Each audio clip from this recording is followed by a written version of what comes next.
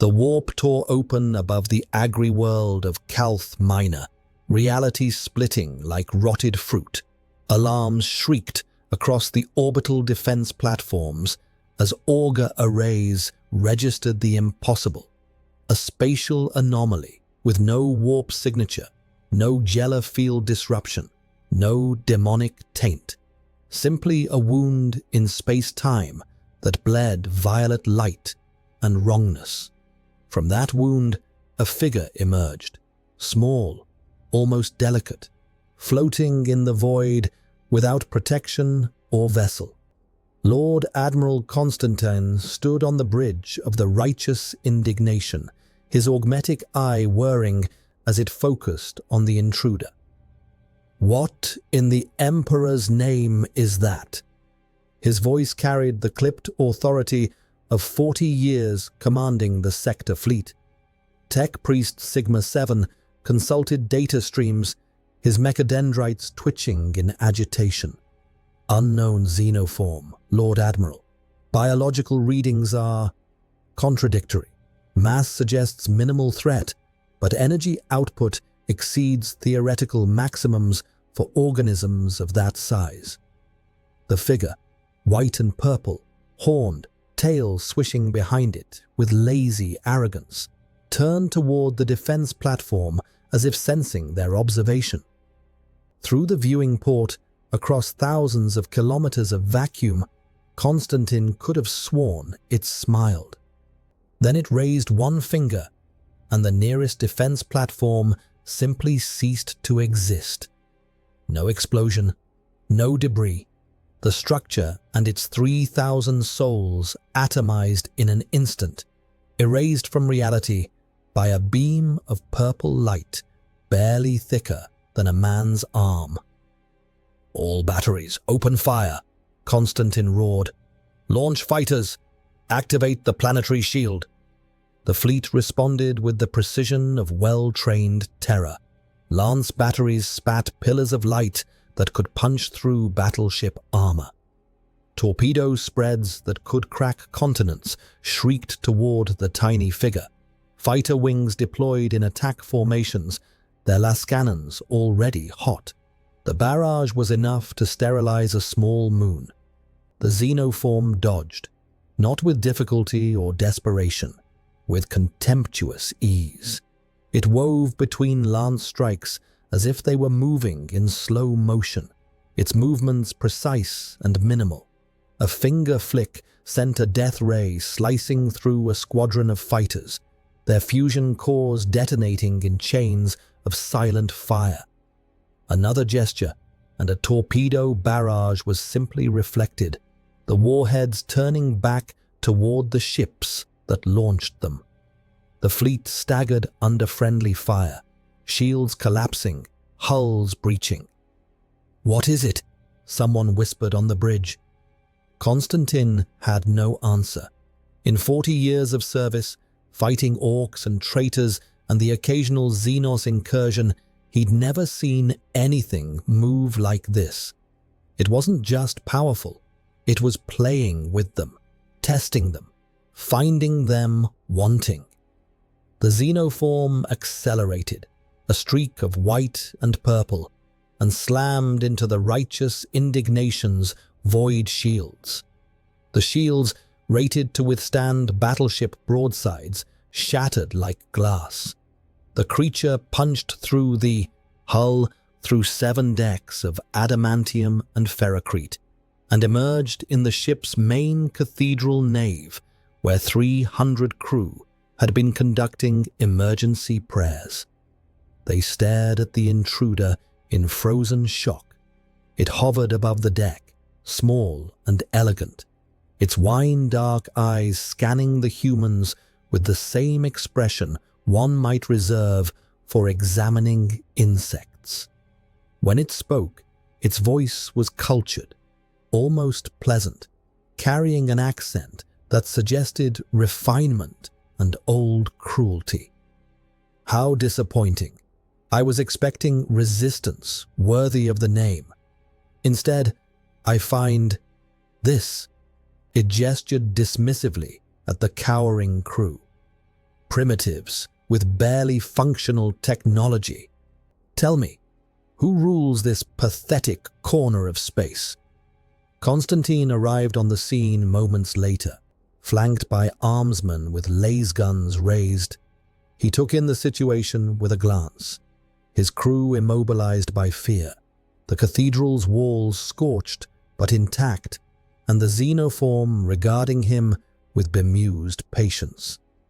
"I am Lord Admiral Constantine, commander of this fleet in service to the God Emperor of mankind. You have violated Imperial space and murdered Imperial citizens. Surrender immediately or be destroyed." The xenoform laughed, a sound like crystals chiming. "Destroyed? By you?" It floated closer, and Constantine felt his augmetic eye spark in protest, unable to properly focus on the creature. "How amusing. I am Lord Frieza, Emperor of Universe 7. I have conquered 1,000 worlds and exterminated species beyond counting. And you threaten me?"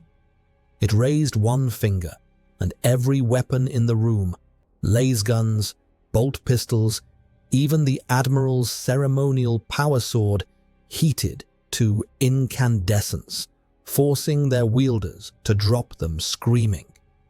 "Now then," Frieza said pleasantly, lowering his hand. "Since you're clearly incapable of mounting meaningful resistance, let's establish the new hierarchy. You will take me to whoever governs this region. They will explain why I should allow your species to continue existing." And then, his smile widened, showing teeth that seemed too sharp. "I'll decide whether to add your worlds to my empire or simply erase them for the entertainment value. Do we have an understanding?" Constantine's training screamed at him to refuse, to die fighting, to do anything but submit to Xenos' demands. But the cold calculus of command overrode pride. This being had annihilated a defense platform in seconds, shrugged off weapons that could level cities, and infiltrated a capital ship like it was made of parchment. Resistance wasn't bravery. It was suicide.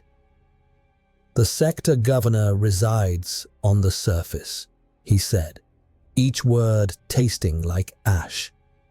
"I can arrange transport." "How generous," Frieza purred.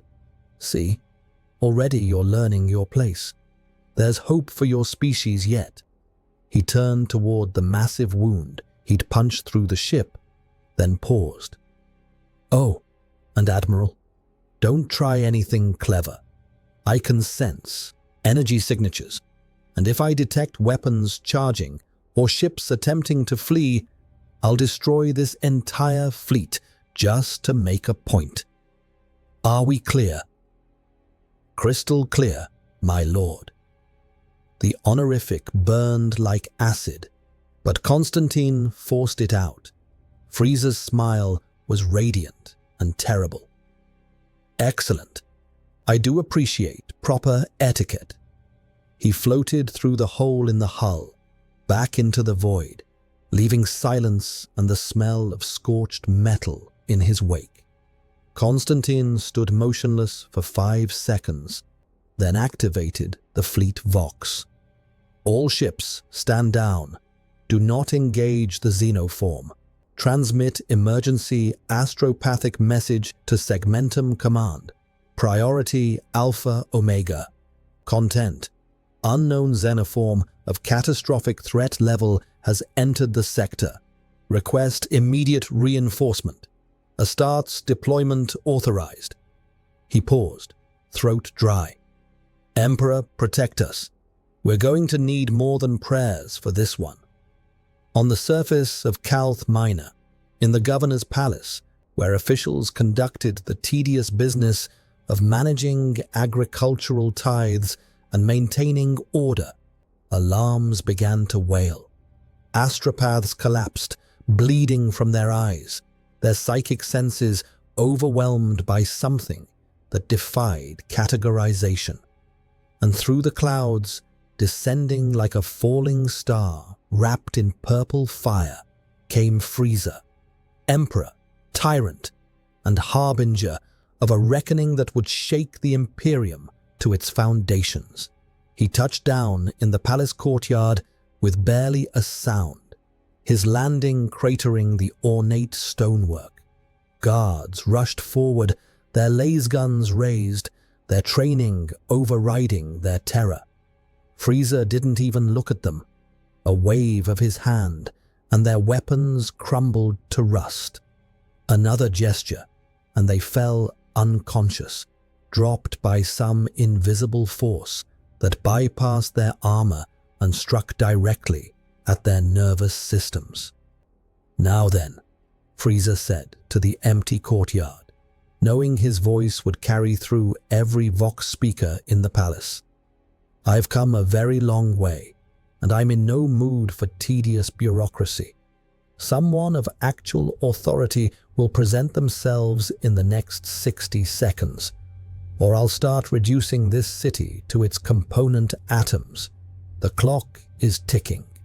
He examined his claws with theatrical patience. 55 seconds, 54, 53. In his office, 3 floors up, Planetary Governor Malthus received the reports. Orbital platforms destroyed, fleet crippled, an unknown xenoform demanding an audience. His hands shook as he reviewed the picked captures. The creature was small, barely taller than a child. But the energy readings were impossible. No warp signature meant no demon, but no biological organism should output that much power without immolating itself. 40 seconds, Frieza's voice echoed through the palace. Malthus made his decision. He was a bureaucrat, not a warrior, but he understood power dynamics. This thing, whatever it was, had beaten the fleet. Fighting was suicide. Negotiation was the only option. He smoothed his robes, whispered a prayer to the Emperor, and walked to meet his potential executioner. When he emerged into the courtyard, he found Frieza sitting cross-legged in midair, examining the unconscious guards with vague interest. Ah, finally, someone with sense. The alien dropped to the ground, his movements fluid and precise. "You must be the local administrator." "Excellent. Now, explain to me exactly what this Imperium is, how many worlds it controls, and why I shouldn't simply conquer it for myself. You have 5 minutes. Begin." Governor Malthus swallowed his terror and began to speak, laying out the structure of the Imperium. The God Emperor, the segmentums, the countless worlds spanning the galaxy. He spoke of the Astartes, the Imperial Navy, the sheer scale of humanity's military might, and Frieza listened with the patient interest of a scholar studying an anthill before deciding whether to step on it or preserve it for further observation. When Malthus finished, Frieza was quiet for a long moment. Then he smiled, not with warmth, but with the satisfaction of someone who'd just found a challenge worthy of his attention. "How delightful," he said softly. "It seems I've stumbled into a universe with actual stakes. This should prove entertaining." He turned his wine-dark eyes on the governor. "Very well. Take me to this emperor of yours. I'm curious to meet the being your species worships as divine." "The Emperor resides on Terra," Malthus said carefully. "The journey would take months, even with the fastest warp-capable vessels, and access to the throne world is restricted." Frieza's expression didn't change, but the temperature in the courtyard dropped 10 degrees. "Then I suggest you find a way to unrestrict it. Quickly. I'm not known for my patience with bureaucratic obstacles." The implicit threat hung in the air like smoke. Malthius nodded jerkily and retreated to make the arrangements, knowing that he'd just become the messenger who would deliver news of the Imperium's newest nightmare. And across the sector, as astropaths transmitted warnings and fleet commanders scrambled forces, one question echoed through every command center. What do you do when a being who can destroy fleets with a gesture demands an audience with the Emperor himself? The Imperium, vast and implacable, was about to discover that even it had blind spots. Frieza had arrived, and the galaxy would never be the same. The warp-capable vessel Emperor's deliverance had been commandeered within hours. Its previous mission, ferrying agricultural tithes to a forge world, abandoned without ceremony. Now, it carried perhaps the most dangerous cargo in Imperial history, an alien tyrant who regarded humanity with the same casual disdain a noble might show vermin, and who possessed the power to make that disdain lethal. Governor Malthius had insisted on accompanying Frieza to Terra, though whether from duty or the certainty that refusing would mean death, even he couldn't say. The ship's navigator, a fourth-generation psyker named Cassandra, had nearly collapsed when first sensing Frieza's presence. "He's wrong," she gasped to Captain Theron in private. "Not warp-touched, not demonic, just wrong. Like reality bends around him, trying to accommodate something it was never designed to contain. Navigating with him aboard will be difficult." Theron, a veteran of 3 Black Crusades, had seen enough horrors to trust a navigator's instincts. "Can you get us to Terra?" Cassandra nodded slowly. "I can, but if he decides to kill us mid-transit, there's nothing anyone in this galaxy can do to stop him." Frieza had claimed the ship's most luxurious quarters, formerly reserved for inquisitors and high-ranking officials, and spent the first week of transit simply observing. He watched the crew with the detached interest of a zoologist studying animals, noting their rituals, their prayers, their hierarchy. Tech priests fascinated him particularly. He spent hours watching them perform maintenance rites, amused by their mixture of superstition and barely understood technology. "Fascinating," he remarked to no one in particular. "They worship their machines as if they were gods. How delightfully primitive." But it was the discovery of the ship's sanctum that truly captured his attention.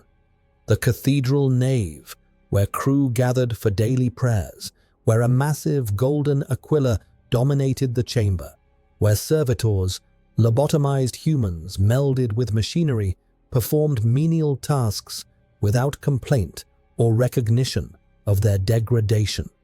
Frieza stood in the doorway, watching a prayer service, and something in his expression shifted. Not to sympathy or horror, but to recognition. "You rule through fear and faith," he said quietly, though his voice carried through the chamber, silencing the prayers. The priest leading the service froze, uncertain whether to continue or flee. "You take your weakest and remake them into tools. You demand absolute obedience and call it duty. You promise divinity while delivering only survival." Frieza's tail swished behind him, a gesture of contemplation. "I've built an empire on similar principles. The difference is, I'm honest about it." Governor Malthius, who'd been attending the service, cleared his throat carefully. "The Emperor protects Lord Frieza. His methods ensure humanity's survival in a hostile galaxy. Frieza turned those wine-dark eyes on him. Does he? From what I've observed, your Emperor is entombed on Terra, barely alive, consuming thousands of psychers daily just to maintain a lighthouse for your ships. That's not protection. That's parasitism. The words were heresy of the highest order, but no one dared challenge them. Still, Frieza continued, I respect efficiency. Your system works because it has to. You're surrounded by threats that would exterminate you without these measures. Survival justifies brutality. That, at least, I understand. The journey continued through the warp, that hellish dimension where reality dissolved and madness reigned. The ship's Geller field held, barely, protecting the vessel from demons and worse things that swam through the immaterium. Frieza, immune to the warp's physical dangers, occasionally strolled to the observation deck to watch the impossible colors and geometries that existed beyond the field. Interesting, he mused. A dimension of pure energy and consciousness. In my universe, I've encountered beings of pure energy, but nothing quite like this. He tapped the armor glass, separating him from the warp. I wonder if I could survive out there. Please don't test that hypothesis, my lord, Malthus said quickly, imagining the catastrophe if Frieza breached the Geller field and let demons flood the ship. Frieza glanced at him, amused. Relax, Governor. I'm curious, not suicidal, though I suspect your demons would find me indigestible. I've destroyed gods before. These warp entities might prove entertaining if they tried to possess me. The casual dismissal of demons, beings that haunted the Imperium's nightmares, was somehow more terrifying than any threat Frieza had made explicitly. 3 weeks into the journey, the ship translated back into real space at a refueling station orbiting a dead star. The station was a massive construct of rust and prayer, home to 10,000 souls who serviced passing vessels and asked no questions. When the Emperor's deliverance docked, station administrators approached to collect fees and confirm credentials. They found Frieza waiting at the airlock, his small form somehow dominating the space. This vessel requires priority refueling and resupply, he stated. You will expedite this process. Delays will be met with terminal consequences. The station master, a grizzled veteran who dealt with pirates and rogue traders, started to protest the breach of protocol. Frieza raised one finger, and the bulkhead behind the man simply ceased to exist, the metal molecules dissociating with a sound like tearing silk. Beyond, the station's interior was visible, and panicked staff scrambled away from the sudden opening. Was I unclear? Frieza asked pleasantly. The station master's face drained of color. No, my lord. Priority processing immediately. No delays. Absolutely none. Frieza lowered his hand, satisfied. Excellent. See? Efficiency through appropriate motivation. While the ship refueled, Frieza wandered the station, flanked by nervous armsmen who'd been assigned to escort him, though everyone understood they were observers, not guards. He studied the station's economy, its black markets, the way administrators extracted tithes from passing ships while skimming profits for themselves. Corruption was universal, apparently. In one sector, he encountered a group of press-ganged workers, criminals and debtors forced into servitude, their bodies augmented with crude bionics that let them work longer without rest. Slaves, Frieza observed, watching them haul cargo containers that should have required loading equipment. Your Imperium officially denies practicing slavery, yet here we are. Another convenient hypocrisy. One of the escorting armsmen ventured a response. They're paying their debt to society, my lord. Their service earns redemption. Frieza's laugh was sharp and cold. Redemption. Is that what you call it? I've enslaved entire species, forced them to mine resources until their worlds were barren husks. At least I never pretended it was for their benefit. He turned away from the workers. Your Imperium is built on lies. It tells itself to justify necessary evils. I'm almost impressed by the self-deception. The journey resumed. As the ship drew closer to Terra, the traffic increased exponentially.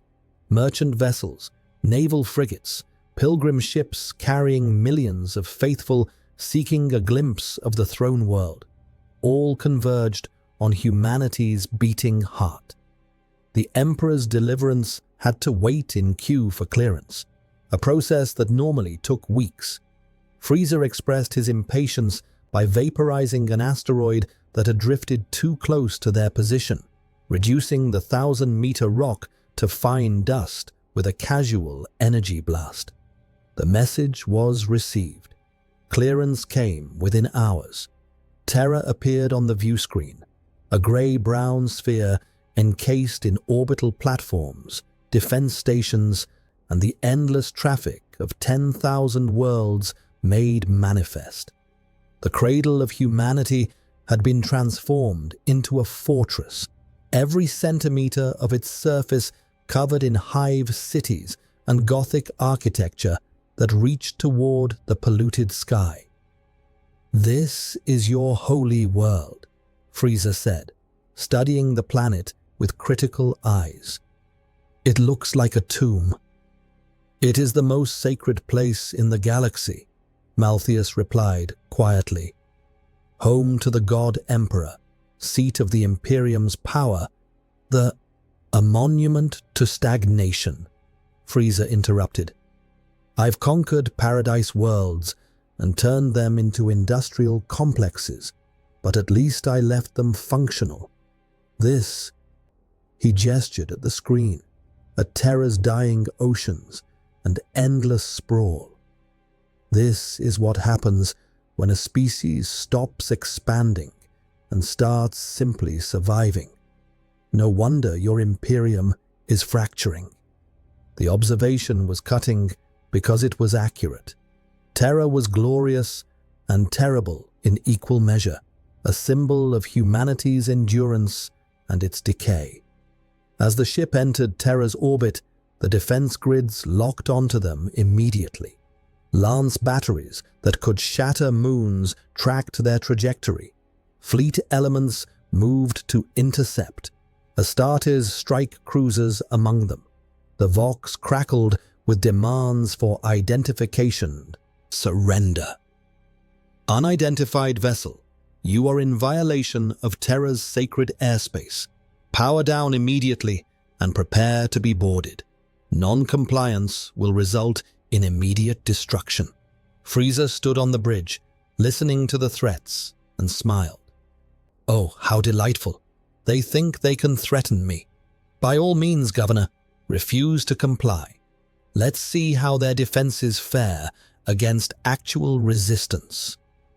"My lord," Malthus said desperately, "if we engage Terra's defenses, they'll annihilate this ship. We're carrying minimal shields. One lance strike would bounce off me harmlessly," Frieza finished. "But fine. You've been useful enough that I'll spare you the inconvenience of dying pointlessly.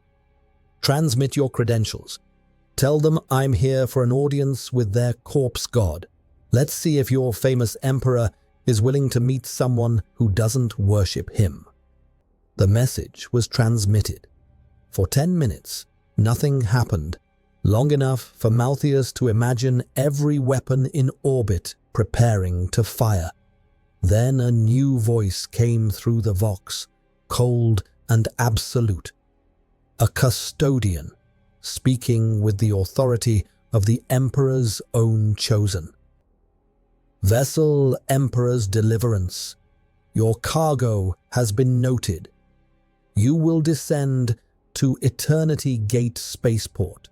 The xenoform will be escorted to Imperial custody. Non-compliance is not an option. Frieza's smile widened. Custody. They still think they're in control. How precious. He turned to Malthus. Land as instructed, Governor. I'm eager to see what kind of welcome they've prepared. If it's sufficiently impressive, I might even let them live through it.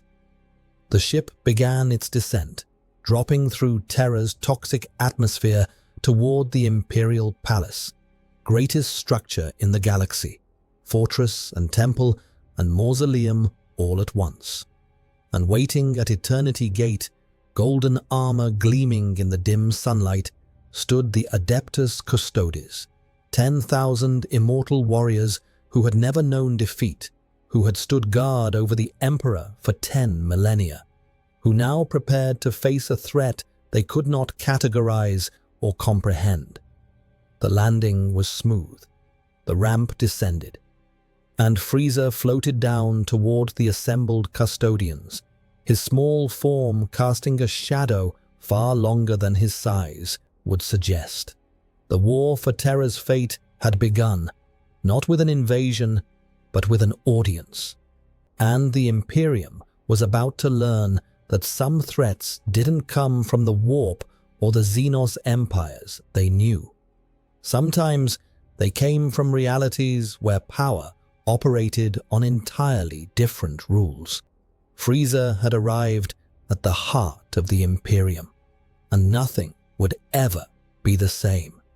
Captain General Trajan Valoris stood at the forefront of the Custodian Honor Guard, his guardian spear held in the ceremonial position that could transition to combat readiness in a nanosecond.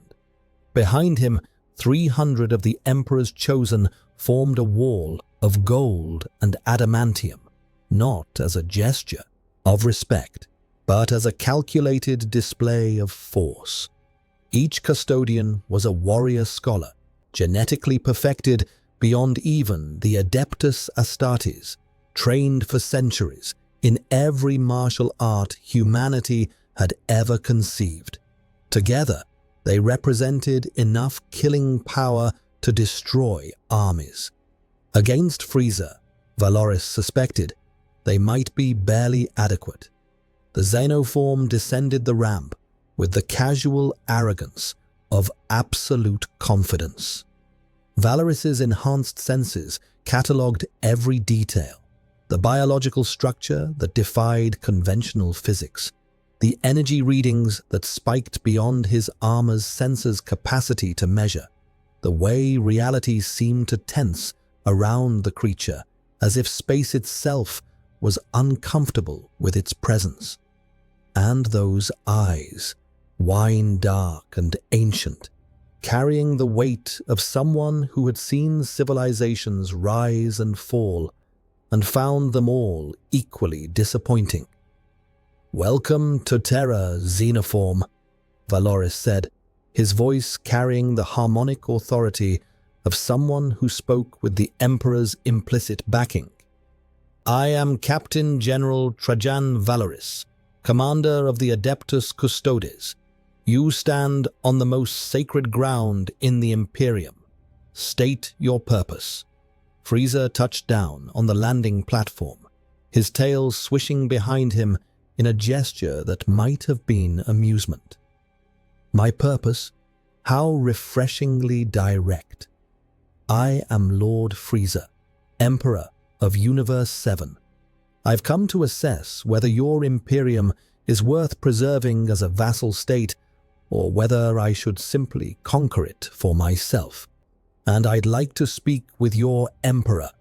Is that clear enough for you?" 300 custodians tensed in unison, hands tightened on weapons, targeting systems locked on. A single word from Valoris, and they would attack with the coordinated lethality of a supernova. But Valoris had read the reports from Calth Minor. the effortless destruction of defense platforms, the casual dismantling of a navy fleet, the complete absence of strain or struggle. This being wasn't bluffing. It was stating facts with the certainty of someone who had tested their power against thousands of opponents and found none capable of resistance. The Emperor does not grant audiences to Xenos threats, Valoris replied, his tone unchanged. You will be detained, studied, and, if you prove cooperative, potentially released. Resist and you will be destroyed. These are the only options. Frieza's expression didn't change, but the temperature dropped. Not metaphorically.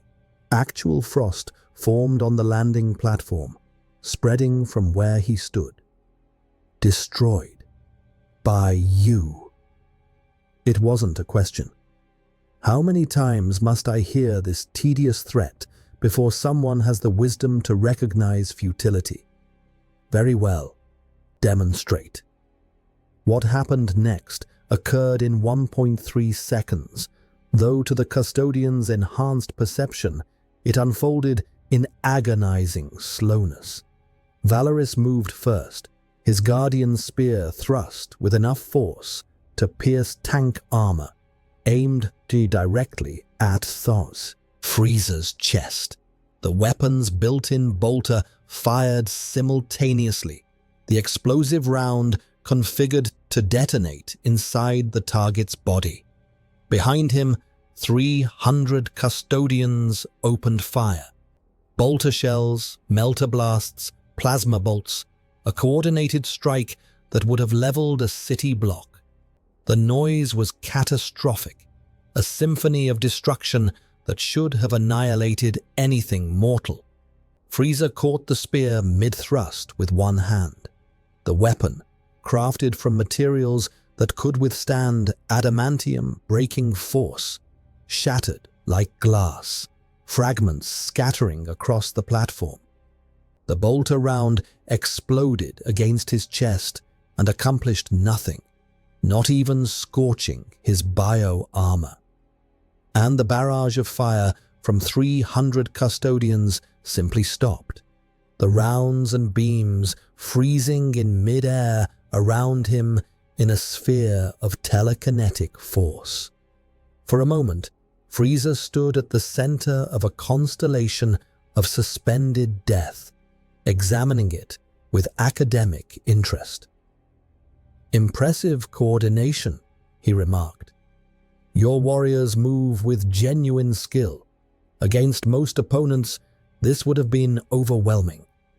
He closed his fist, and every suspended projectile compressed into a single ball of molten metal and superheated plasma. Then he flicked it aside, not at the custodians, but into the sky, where it detonated harmlessly thousands of meters up, a brief second sun that drew gasps from citizens across the city. But I am not most opponents. Valoris stood weaponless, his legendary spear reduced to shards, and made the hardest decision of his 10,000-year life. "Custodians, stand down." The order met instant obedience, though every warrior remained tense, ready to resume combat despite its obvious futility. Valoris met Frieza's gaze directly. "You've made your point, Xenoform. You possess power beyond our immediate capacity to counter. But understand, the Imperium is vast. We have weapons that crack worlds, fleets that darken stars, space marine chapters numbering millions. If you prove hostile, we will dedicate those resources to your destruction, regardless of cost." "Will you?" Frieza said, genuinely curious. How refreshing. Most civilizations beg for mercy once they realize they're outmatched. You're promising escalation instead. I respect that. He crossed his arms, floating at eye level with the towering custodian. Very well. Here's my counteroffer. Take me to your emperor. Let me assess this Imperium personally. If I find it sufficiently organized and useful, I may offer my services. If I find it rotten and collapsing, I'll conquer it and run it properly. Either way, you benefit from my involvement. His smile was sharp. The alternative is I grow bored and destroy Terra just to see if your emperor can reconstitute from complete annihilation. Which would you prefer? The threat was delivered with such casual pleasantness that it took a moment for its weight to register. Destroy Terra. Annihilate the throne world, killing untold billions and potentially the Emperor himself, purely as an experiment. And Valoris believed Frieza was capable of it, not because of boasting, but because the xenoform had the tone of someone describing a mildly interesting research project.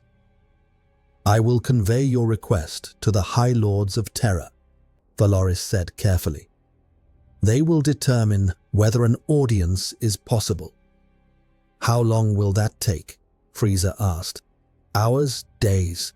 I should mention I'm not patient with bureaucratic delays. Valoris made another calculation. The High Lords could deliberate for weeks, tangled in protocol and precedent. Weeks they didn't have if Frieza decided to act on his threat. But there was one authority who could bypass all bureaucracy, who stood outside the political structure entirely. The Emperor himself. Follow me, Valoris said. I will take you to someone who can make that decision immediately. They walked through the Imperial Palace, an honor guard of custodians forming a golden corridor around Frieza. Servitors and officials scrambled out of their path, staring at the alien with expressions ranging from horror to fascination.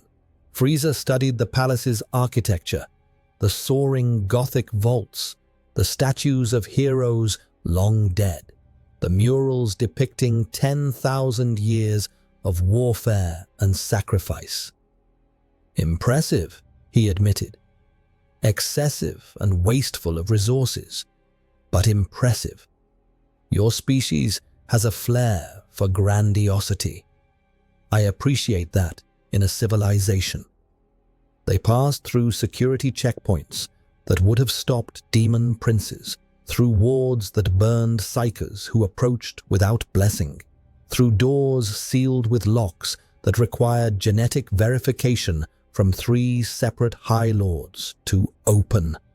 Frieza passed through all of it without triggering a single defense, his biology so alien that the palace's ancient security systems simply didn't register him as a threat, or perhaps recognized he was a threat beyond their capacity to address, and wisely remained dormant. Finally, they reached the Eternity Gate, the massive portal that sealed the Emperor's throne room, carved from materials that predated the Imperium and inscribed with wards of such power that even looking at them too long caused psychic feedback. 2 custodians stood eternal vigil here, their duty to guard this gate until death claimed them or the Emperor rose again. They did not step aside as Valoris approached. Captain General, one said, his voice carrying millennia of resolve. You bring a xenoform to the Eternity Gate.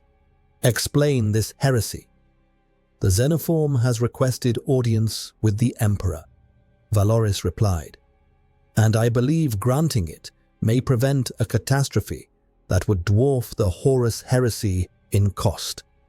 The Door Guardians exchanged glances, a conversation of microscopic gestures invisible to all but their brothers.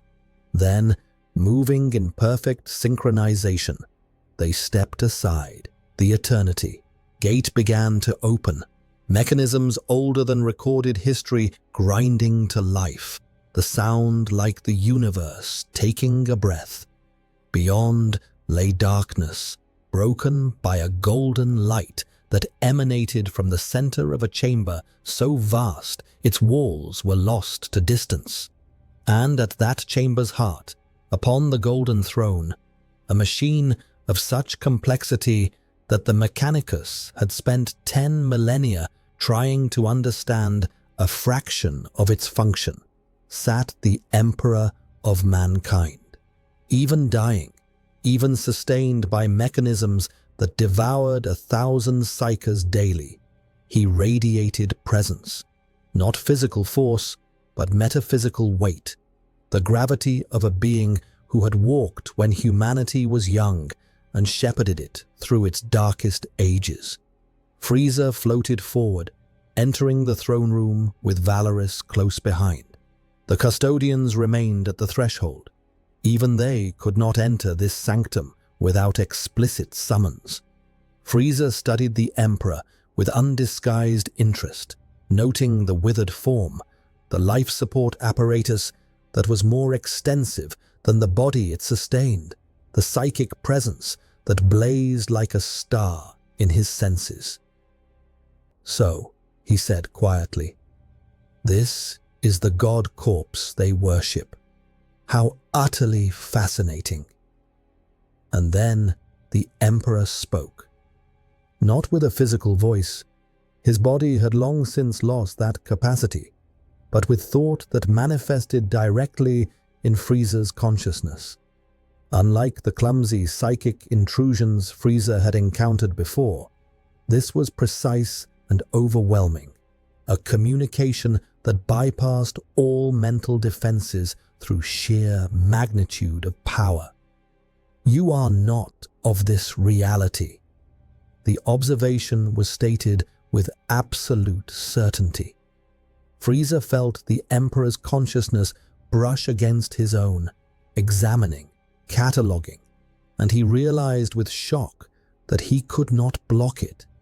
This being, this dying corpse, possessed psychic power that dwarfed anything Frieza had encountered, not in destructive capacity perhaps, but in sheer scope and subtlety. "Impressive," Frieza said aloud, genuinely meaning it. "You're correct. I come from a different universe entirely. The question is, what do you intend to do about it?" "Nothing." The response was unexpected. "You pose a threat to the Imperium. This is fact. You possess power that conventional forces cannot counter. Also fact. But you are not chaotic. You are not a demon or warp-tainted. You are simply superior. In physical terms, at least." There was a pause, and Frieza sensed something like amusement in the Emperor's thought voice. "You remind me of myself, in the days before I chose to shackle my power to duty. Arrogant, certain of your supremacy, bored by those weaker than yourself." "Don't compare us," Frieza said, his tone sharpening. "You chose to sacrifice yourself for your species. I've never sacrificed anything except my enemies." "Have you not?" The Emperor's response carried weight. "You could have destroyed this world already. You chose dialogue. You could have killed my custodians. You chose demonstration. You claim absolute selfishness, yet your actions suggest you seek something beyond simple destruction. Purpose, perhaps, or simply challenge worthy of your attention." Frieza was silent for a long moment. The observation cut deeper than he cared to admit. "Perhaps," he finally said, "or perhaps I'm simply curious whether your Imperium is worth the effort of conquering. You're dying, Emperor. Your Imperium fractures at its edges. Chaos consumes your worlds. Xenos empires press from all sides, and your own space marines turn traitor with depressing regularity. Why should I align with a sinking ship? Because, the Emperor replied, the alternative is stagnation. You have conquered your universe, Frieza. I can sense it in you, the emptiness of one who has no more challenges to overcome. You came here not as invader, but as refugee, seeking a reality where your power matters again, where victory is not guaranteed. The thought voice softened infinitesimally. This galaxy can provide that, if you possess the wisdom to seize the opportunity. The words landed like physical blows. Frieza felt rage bubbling up, rage at being analyzed, at being understood, at having his motivations laid bare. But beneath the rage was something else. Recognition. The Emperor was right. Universe 7 had become boring. He'd conquered everything worth conquering, defeated every rival, reduced entire species to footnotes. Coming here had been an accident, but staying, that was choice, and the Emperor had just offered him what he'd been missing: genuine challenge. You're manipulating me, Frieza said flatly. Offering purpose so I'll serve your Imperium's interests instead of my own. Yes, the Emperor's response was refreshingly blunt. Is it working? Frieza laughed, genuine laughter, the first time in centuries he'd been surprised enough to feel authentic amusement. You're honest about it. I'll give you that. Very well, Corpse God. I'll humor your proposition, but understand, I don't serve. I cooperate when it suits my interests. Push me, attempt to control me, and I'll reduce this entire planet to ash regardless of the cost. Are we clear? Crystal clear. Captain General Valoris will brief you on current threats requiring intervention. Prove your usefulness, and we will discuss long-term arrangements. Fail to prove useful, and we will re-evaluate this agreement. Also clear? Perfectly, Frieza replied, turning to leave. Then he paused. One more thing, Emperor. You said I remind you of yourself. I wonder, if you weren't trapped in that throne, dying by inches, would you still claim to be humanity's protector? Or would you admit you're a tyrant like me, simply better at justifying it? The Emperor's response was a long time coming, and when it arrived, it carried a weight of regret that surprised even Frieza. Perhaps we shall never know, but I suspect the answer would disappoint us both. The audience was over. Frieza exited the throne room to find Valoris waiting, his golden armor reflecting the chamber's diminishing light. Well, the custodian asked, do we have an arrangement or a war? An arrangement, Frieza said. For now, show me what threats are significant enough to require my attention. If they prove entertaining, I'll deal with them. If not, he smiled, sharp and cold. Well, let's hope they're entertaining. And so began an alliance neither party trusted, built on mutual self-interest and the certainty that betrayal was inevitable. Frieza had found his new challenge. The Imperium had gained a weapon of terrible power, and across the galaxy, the enemies of mankind were about to discover that the rules had changed. The tyrant had arrived, and the war was about to escalate beyond anything they could imagine. The Strategium was a cathedral of war, its walls covered in hololithic projections of the galaxy's countless battlefronts. Valoris stood at the central tactical table, surrounded by representatives from every major arm of the Imperial military. Lord Admiral Vasco of Battlefleet Solar, Lord Inquisitor Karamazov of the Ordo Hereticus, Chapter Master Gredius of the Imperial Fists, and Fabricator Locum Hexus of the Mechanicus. They had been summoned on emergency authority, told only that an asset of catastrophic potential had been secured and required immediate strategic deployment. None had expected the asset to be a diminutive alien floating cross-legged in the air, examining them with undisguised contempt. "This is your high command?" Frieza said, his tone suggesting disappointment. "I've seen more impressive war councils in backwater systems. Still, I suppose competence isn't measured by appearance. Proceed with your briefing." The assembled officers exchanged glances, uncertainty, outrage, and fear mixing in equal measure. It was Karamazov who spoke first, his voice carrying the absolute conviction of a man who had burned worlds for heresy. "Captain General, explain why a xenoform sits in on strategic planning. This violates every protocol in the—" "Inquisitor," Valoris interrupted, his tone allowing no argument. "This xenoform has the personal approval of the Emperor himself for temporary deployment against Imperium threats.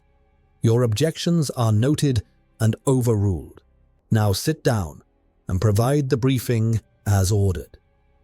The Inquisitor's jaw worked, fury and discipline warring visibly, but he sat.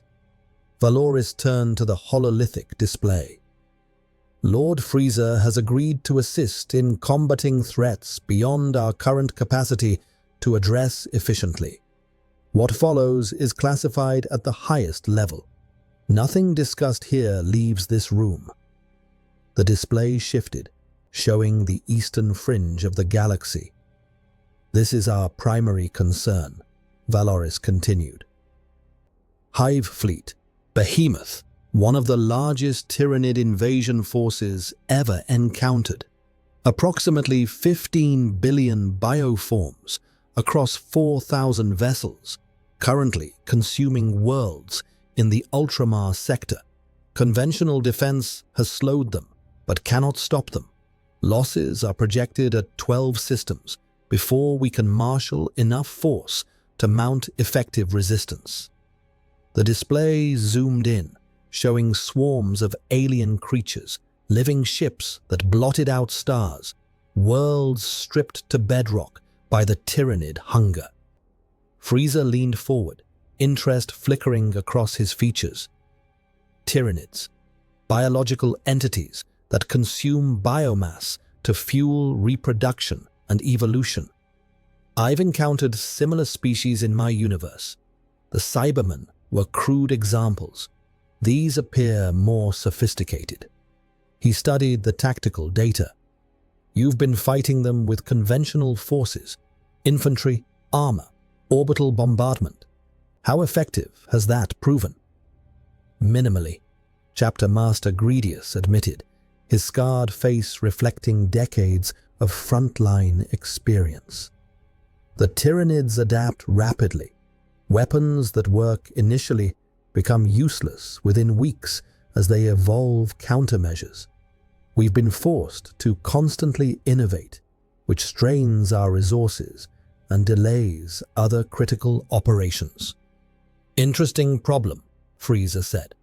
"What have you tried in terms of total system annihilation?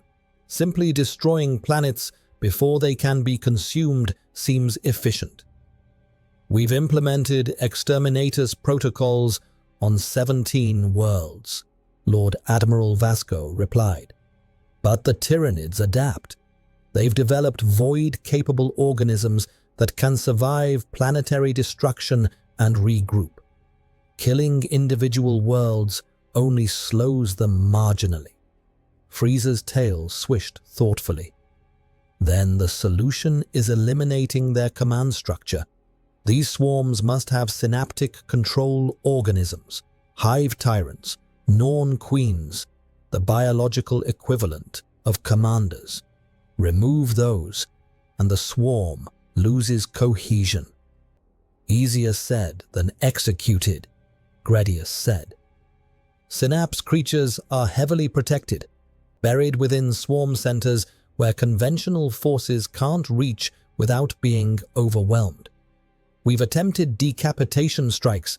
Entire Space Marine companies have been lost trying to reach high-value targets.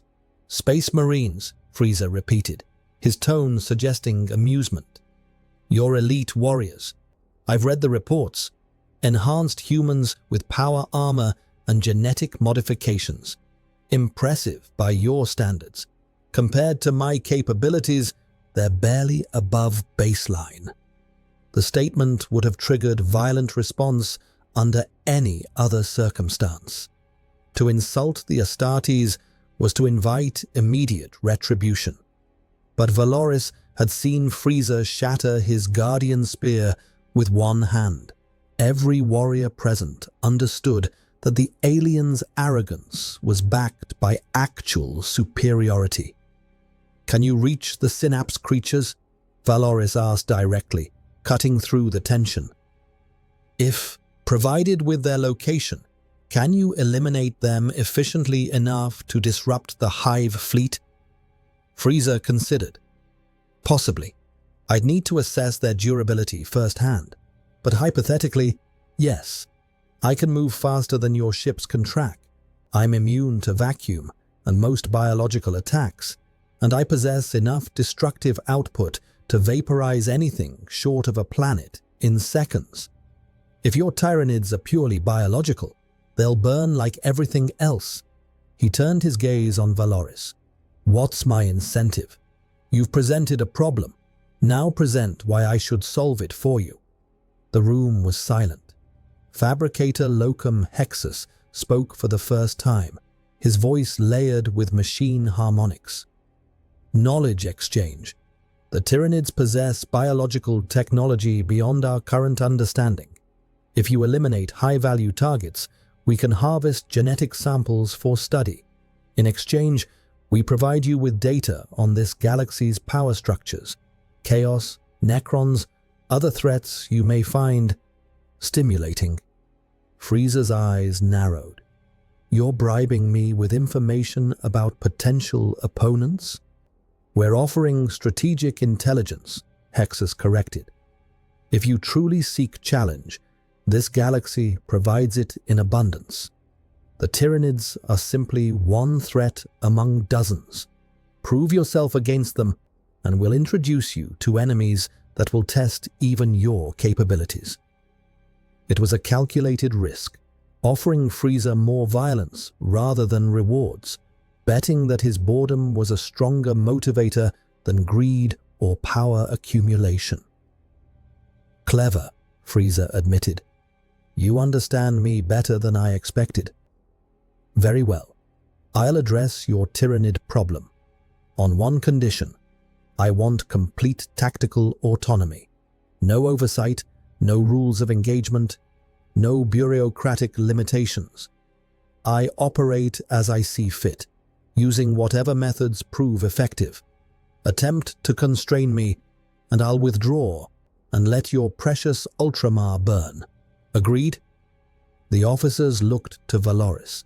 The Captain General made the calculation instantly. Giving Frieza unconstrained authority violated every principle the Imperium was built on.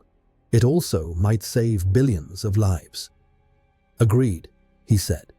"But understand, if your actions result in unnecessary civilian casualties or deliberately undermine Imperial interests, this alliance ends, terminally." "Fair enough," Frieza replied, standing from his floating position.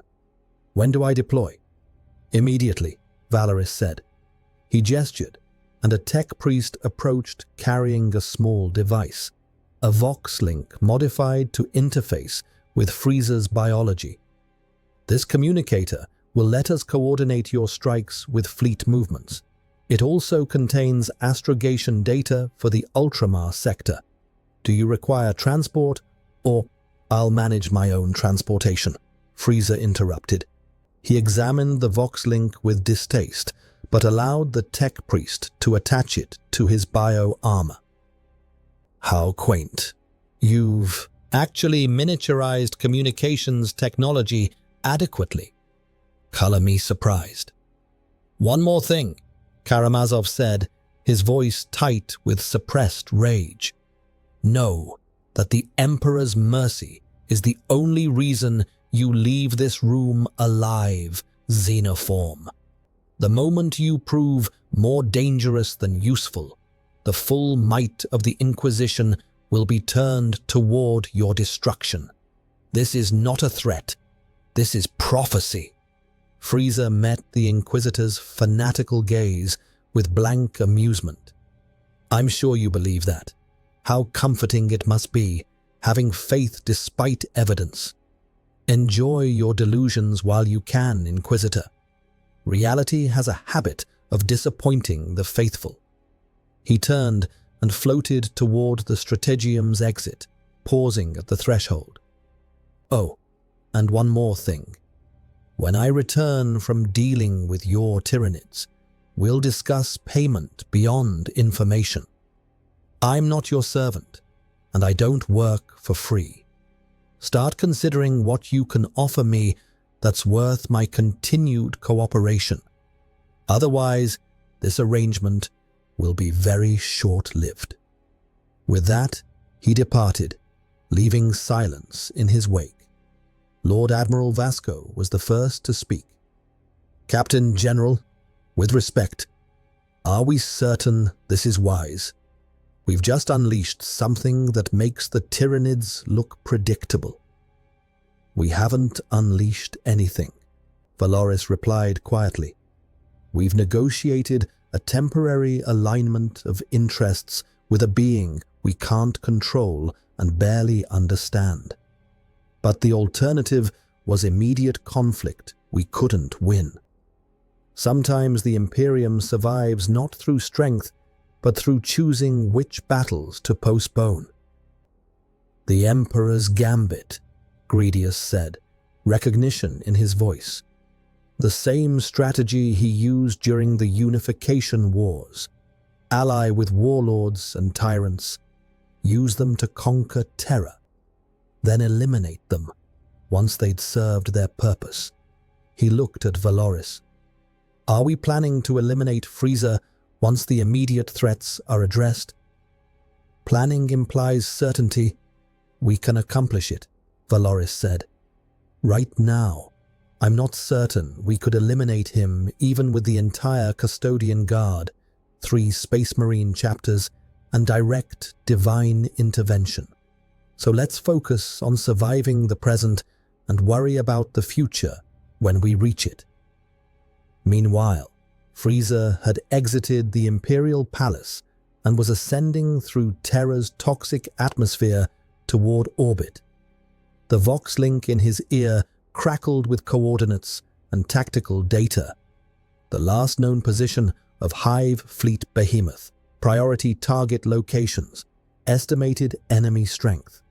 He absorbed it all with half his attention, the rest focused on the sensation of genuine anticipation he hadn't felt in years. The Tyranids sounded dangerous, truly dangerous, not in the way his old enemies had been, predictable, conquerable, ultimately disappointing. These were a threat that could actually overwhelm civilizations if left unchecked. How delightful, he murmured to himself, breaking orbit and accelerating toward the eastern fringe. Let's see if this galaxy can provide the entertainment I've been missing. And if these Tyranids prove insufficient. His smile was sharp and cold, visible only to the stars streaming past. Well, there are always the other threats they mentioned. Chaos, Necrons, so many opportunities for violence. I may actually enjoy my stay here. He pushed his speed higher, tearing through real space faster than any Imperial vessel could track. A streak of white and purple racing toward a war that would reshape the galaxy's balance of power. Behind him, Terra continued its endless rotation, unaware that they'd just set in motion events that would either save the Imperium or doom it entirely. The Tyrant was deployed. The Hive fleet was doomed or triumphant, and across the eastern fringe, billions of Imperial citizens continued their prayers, unaware that their salvation or damnation was approaching at speeds that defied physics, wearing a smile and trailing cosmic fire. The war was about to escalate, and Frieza couldn't wait to begin. The world designated Calidus Prime had been consumed 3 weeks prior. Once home to 16 billion souls, it was now a barren rock stripped of all organic matter, its oceans drained, its atmosphere depleted, even the bacteria in its soil devoured by the Tyranid swarm. The Hive fleet moved on, leaving behind only silence and the empty husks of capillary towers that had punctured the world's crust to drink its geological nutrients. This was the Tyranid way: total consumption, perfect efficiency, leaving nothing but sterile death. Frieza arrived at the system's edge and paused, his senses extending across the void. The Hive fleet filled his perception, thousands of bioships ranging from fighter-sized organisms to hive ships the size of Imperial battle cruisers, all pulsing with biological signatures that registered as simultaneously alive and profoundly wrong. They didn't move like ships, but like organs in a vast organism, coordinated by synaptic links that transcended individual intelligence. It was, Frieza admitted to himself, impressive, horrifying, and grotesque, but impressive. "Vox link active," he said, tapping the communicator attached to his armor. "I've reached the target zone, confirming visual on Hive Fleet Behemoth. It's even uglier than your reports suggested." The response came from Admiral Vasco aboard the Macrage's Honor, flagship of the Ultramar Defense Fleet. "Lord Frieza, we're tracking your position. Be advised, you're entering maximum engagement range of the bioships. Recommend maintaining distance until—" "Recommendation noted and ignored," Frieza interrupted. "I learn best through direct experience. Let's see how these creatures respond to provocation." He accelerated, a white-purple streak racing toward the nearest cluster of bioships. Alarms must have triggered within the Hive mind, because the response was immediate. Dozens of smaller organisms, equivalent to Imperial fighters, peeled off from the main swarm and vectored toward him, their carapaces splitting open to reveal biocannons that spat globules of corrosive acid and bone projectiles accelerated to hypersonic speeds. Frieza didn't bother dodging. He flew directly into the swarm, letting the bioweapons impact his body. The acid hissed and boiled on contact with his bio armor, accomplishing nothing. The bone projectiles shattered against his skin like glass against steel. And through it all, Frieza smiled. "Interesting. You adapted these weapons to counter Imperial armor and void shields. Unfortunately for you, I operate on different principles entirely." He raised one hand, and purple energy coalesced around his finger. The death beam lanced out, a pencil-thin line of concentrated power that punched through the first bioship, then the second, then kept going, boring through 20 organisms in perfect alignment before Frieza cut the power. The targeted creatures didn't explode. They simply ceased to function, Their nervous systems flash-boiled, their organic reactors shut down instantly. They drifted as rapidly cooling corpses, and the swarm recoiled, synaptic signals registering something unprecedented, a predator. "Fascinating," Frieza murmured, watching the swarm's reaction. "You're genuinely afraid, or whatever passes for fear in your collective consciousness. Let's test your adaptive capabilities more thoroughly."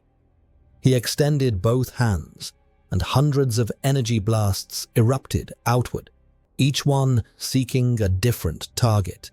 The technique, one of his favorites, refined over decades, could overwhelm even skilled opponents through sheer volume. Against the Tyranids, it was butchery. Bioships exploded by the dozen, their organic hulls unable to withstand the concentrated energy. Acid blood boiled into vacuum. Chitin armor cracked and shattered. The hive mind responded with escalating aggression. Larger organisms emerged, hive cruisers, their bodies bristling with bioweapons, their psychic presence pressing against Frieza's consciousness like a physical weight. They unleashed coordinated barrages, different weapon types designed to overwhelm through variety. Acid, spores that could survive void, psychic screams meant to disable nervous systems, even gravitational distortions generated by specialized organs. It was the full arsenal of a species that had consumed galaxies. Frieza weathered it all. The psychic attacks broke against his mental defenses like waves against stone. The physical weapons failed to penetrate his durability, and the gravitational distortions were simply overwhelmed by his raw power, his energy output greater than the bioship's ability to contain it. "Is that the best you can offer?"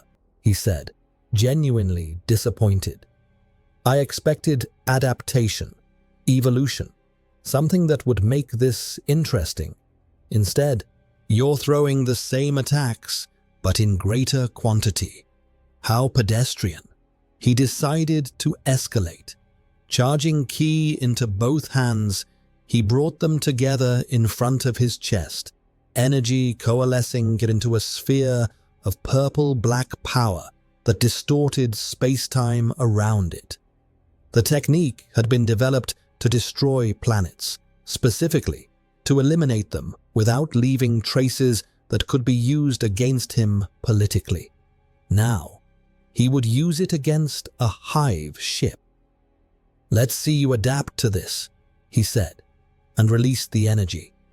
The supernova, named not for accuracy but for visual effect, expanded outward at a significant fraction of light speed, a sphere of annihilation that consumed everything in its path.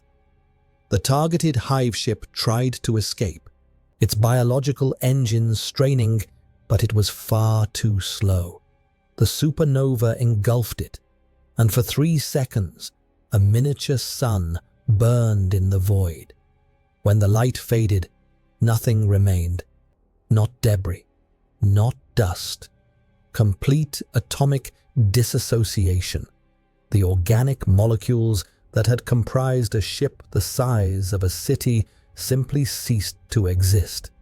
The hive fleet recoiled en masse, thousands of bioships pulling back in what might have been shock or tactical reassessment. Frieza floated where the hive ship had been, breathing slightly harder, not from exertion, but from satisfaction. "There we are. Now I have your attention." The vox crackled in his ear. "Lord Frieza, this is Admiral Vasco. We're reading complete destruction of a hive ship. Confirm that was your doing." "Obviously," Frieza replied. "Your sensors didn't malfunction. I disintegrated it at the molecular level. Should I proceed with additional targets, or would you prefer I leave some for your fleets to engage. I'm feeling generous." There was a long pause, filled with background chatter, as the Imperial command staff processed what they'd witnessed. Finally, Vasco responded, his voice carefully controlled. "Proceed with elimination of priority targets. We're transmitting coordinates for identified synapse creatures, hive tyrants and norn queens located within the swarm center. If you can reach them, consider it done," Frieza said. He studied the hive fleet's formation, his enhanced senses picking out the stronger psychic signatures buried within the swarm's core. There, a cluster of organisms radiating synaptic control, their consciousnesses linked in a web that coordinated billions of lesser creatures. Kill those, and the swarm would lose cohesion, becoming merely dangerous animals instead of a coordinated military force. They should be entertaining. He accelerated again, this time driving directly toward the swarm's heart. The Tyranids responded with everything they had, bioships forming a living wall, smaller organisms swarming in clouds, so dense they blocked starlight, psychic screams that would have reduced normal humans to catatonic shells. Frieza carved through it all like a blade. Through water, his energy blasts clearing paths, his speed making interception impossible. And as he flew, he began to understand why the Imperium considered these creatures an existential threat. They were adapting. Not quickly enough to stop him, but observably. Bioships he encountered deeper in the swarm showed different weapon configurations, their attacks subtly modified to account for his demonstrated capabilities. Acid became more concentrated. Heat-based weapons appeared where before there had been only kinetic and chemical attacks. Psychic assaults shifted frequencies, seeking weaknesses. The hive mind was learning from his every action, evolving in real time to counter him. Clever, Frieza admitted, vaporizing a cluster of organisms that had tried to engulf him in a suicide attack. You're actually trying to evolve fast enough to pose a threat. I respect the ambition, even if the execution is insufficient. He could feel the synapse creatures now, their presence growing stronger, a concentration of psychic pressure that marked the swarm's command nexus. They knew he was coming. They were preparing. And despite their preparations, they would fail. Frieza burst through the final defensive screen and found himself face to face with a hive tyrant, a towering creature 3 times his size, its forearms ending in bone swords and bio-cannons, its carapace layered with adaptive armor, its mind a blazing nexus of synaptic control that coordinated thousands of lesser Tyranids. It looked at him through senses beyond conventional sight, and Frieza felt its recognition. Predator meeting predator, apex species encountering something that might, impossibly, be more apex. The hive tyrant attacked without hesitation or fear, its bio-cannons firing streams of bioplasma, while its swords swept in patterns designed to section him into digestible pieces. Frieza blocked the plasma with a casual energy shield and caught both swords mid-swing, his hands gripping the bone blades that could cleave through tank armor. For a moment, they were locked in a contest of pure strength, the tyrant's genetically perfected musculature against Frieza's transcendent power. "You're strong," Frieza said conversationally, holding the struggling creature effortlessly. "Stronger than anything else I've encountered in this fleet. Under other circumstances, you might have proven interesting."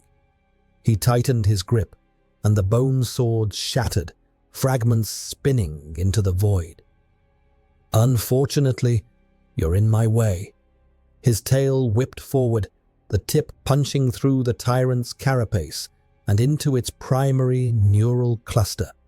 The creature convulsed, synaptic signals disrupting, and Frieza felt the ripple effect. Hundreds of lesser Tyranids suddenly bereft of coordination, their actions becoming erratic.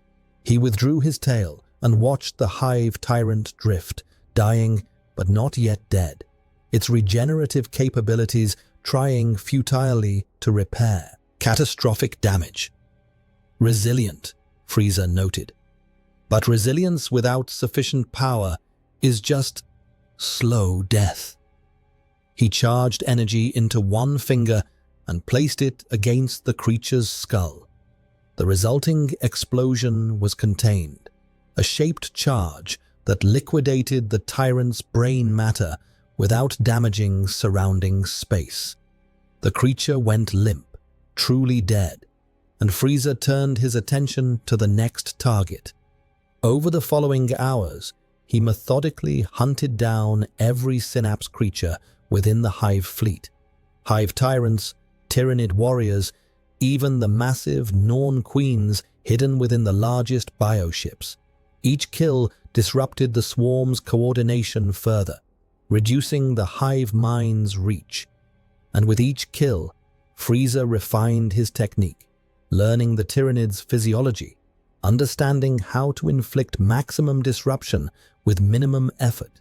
It was, he reflected, excellent practice, like training against opponents who were competent enough to require attention but not threatening enough to pose actual danger. By the time he'd eliminated the 17th Synapse creature, the Hive fleet was in full retreat, or what passed for retreat in Tyranid behavior. The bioships began disengaging, moving toward the system's edge with the desperate urgency of prey fleeing a predator they couldn't comprehend. Frieza let them go, floating amid the debris of his rampage, listening to Admiral Vasco's incredulous reports through the Vox. "Lord Frieza, the Hive fleet is withdrawing. In 12 hours, you've inflicted more damage than 3 months of conventional warfare. We're not certain how to classify this result." "Classify it as expected," Frieza replied. "Your Tyranids were formidable by local standards. Against me, they were target practice.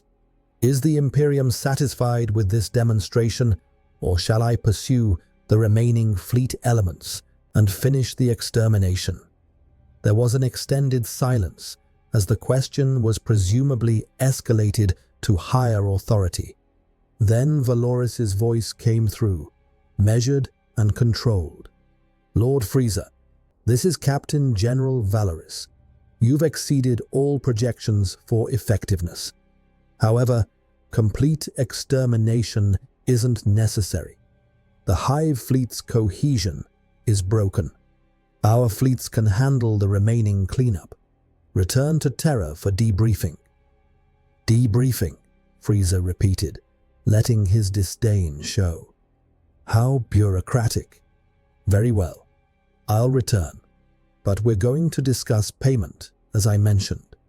I've just saved your Ultramar sector and probably billions of lives. That service has value. Remember that during our negotiations." He cut the Vox link and began the journey back toward Terra, leaving behind a Hive fleet in disarray and an Imperium grappling with the implications of what they'd just witnessed. Aboard the Makragi's Honor, Admiral Vasco turned to his assembled staff. "Get me an exact count of enemy casualties, and someone calculate what it would have cost us to achieve similar results through conventional means." The numbers came back quickly. 4,000 bioships destroyed or disabled, 18 Synapse creatures eliminated, and the Hive fleet forced into full retreat. Equivalent results through Imperial Navy operations would have required 3 complete sector fleets, 18 months of sustained combat, and casualties in the hundreds of billions. "Emperor's mercy," Vasco whispered. "We've allied with something that makes our greatest weapons look like toys." One of his officers, a veteran of 3 Tyranid wars, spoke the thought everyone shared. "Admiral, what happens when he decides the Imperium is boring, or when we can't provide sufficient payment? We've just demonstrated that conventional forces can't touch him. If he turns hostile, then we pray," Vasco said quietly. "We pray the Emperor has a plan beyond using Frieza as a weapon. Because if that plan doesn't exist, we've just invited a predator into the fold that might eventually devour us from within." The strategium fell silent, each officer contemplating the same nightmare, that they'd defeated one existential threat by aligning with another, potentially worse one. And across the void, racing back toward Terra with satisfaction and budding impatience, Frieza smiled and planned his next move. The Tyranids had been entertainment. Now it was time to see what else this galaxy could offer. And if the Imperium couldn't provide sufficient challenge, well, perhaps he'd create his own. The thought alone was enough to make him laugh, the sound carrying across empty space where no one could hear, cold and sharp as the void itself. Terra's orbital defenses tracked Frieza's approach with the nervous precision of guards watching a wild predator return to its cage. He made no aggressive moves, simply descended through the atmosphere at a speed that would have incinerated any normal vessel, slowing only when he reached the Imperial Palace's landing platforms. The same golden host that had initially confronted him stood at attention, but their posture had changed, less hostile, more wary. They'd heard the reports. They knew what this being had accomplished in hours. Captain General Valoris stepped forward as Frieza touched down, his expression unreadable behind his helm. "Lord Frieza, the Imperium acknowledges your service in the Ultramar sector. Casualty projections have been revised downward by 73% thanks to your intervention. You have the Emperor's gratitude." Frieza's tail swished behind him, a gesture of impatience. Gratitude. How touching. "I didn't come for gratitude, Captain General. I came to discuss payment." "Of course," Valoris replied evenly. "The Emperor anticipated this. Follow me." They walked through the palace's labyrinthine corridors, eventually reaching a vault chamber deep in the sub-levels. Custodians stood at ear, attention outside. And when the massive doors opened, Frieza found himself looking at what could only be described as a treasury, not of wealth in the traditional sense, but of artifacts and technologies that represented the Imperium's accumulated secrets. Archaeotech devices whose function had been lost to time, Xenos weapons confiscated from 100 campaigns, and most intriguingly, detailed records on the galaxy's primary threats. "The Emperor offers knowledge," Valoris said, gesturing to data vaults containing petabytes of strategic intelligence. Complete documentation on chaos, the ruinous powers, their demon hierarchies, their tactics and capabilities, information on the Necrons, ancient mechanical beings who once ruled the galaxy and are now awakening from millennia of slumber, details on the Elder, Tau, Orks, and other Xenos empires. Everything we've learned over 10,000 years of warfare, offered freely. Frieza examined the vaults, his expression thoughtful. Information on potential opponents. You're betting I'll find someone in those records worth fighting and leave the Imperium alone in the process. Clever, but insufficient. He turned to face Valoris directly. I don't fight for free, Captain General. If I'm to continue serving as your problem solver, I require more than tactical data. I require authority. Explain, Valoris said, though his tone suggested he wouldn't like the explanation. Simple, Frieza replied. I want command authority over Imperial forces during operations where I'm deployed. Not suggestions, not coordination, direct command. I don't tolerate incompetent leadership slowing me down, and I refuse to waste time negotiating with bureaucrats while enemies escape. Give me military authority, or find someone else to solve your crises. The request was outrageous. Giving a Xenoform command over Imperial forces violated every principle of the Imperium's structure. It was heresy, pragmatism, and desperation rolled into a package that made Valoris's tactical instincts scream warnings. But those same instincts forced him to acknowledge the cold mathematics. Frieza could accomplish in hours what took the Imperium months. Refusing his terms meant losing that capability. And right now, with the galaxy fracturing and threats multiplying, they couldn't afford to lose it. I'll convey your terms to the Emperor, Valoris said carefully. But understand, command authority comes with responsibility. You would be held accountable for any failures or unnecessary casualties. The Imperium's tolerance for collateral damage is high, but it's not infinite. Can you work within those constraints? Frieza smiled, sharp and cold. I've ruled an empire spanning 79 planets, Captain General. I understand responsibility. I simply have no interest in being a weapon you point at enemies without granting me appropriate autonomy. Present my terms to your corpse god. I'll await his response. Valoris departed, leaving Frieza alone in the vault chamber. He spent the time examining the archived data, particularly the records on chaos. The warp fascinated him, a dimension where reality obeyed consciousness instead of physics, where gods were born from collective belief and emotion, where power could be gained through sacrifice and corruption. It was completely alien to his experience, and therefore intriguing. He studied reports of demon invasions, of space marines falling to chaos worship, of entire worlds swallowed by warp storms, a dimension of pure energy inhabited by malevolent consciousnesses, he murmured, reading accounts of demon princes and greater demons.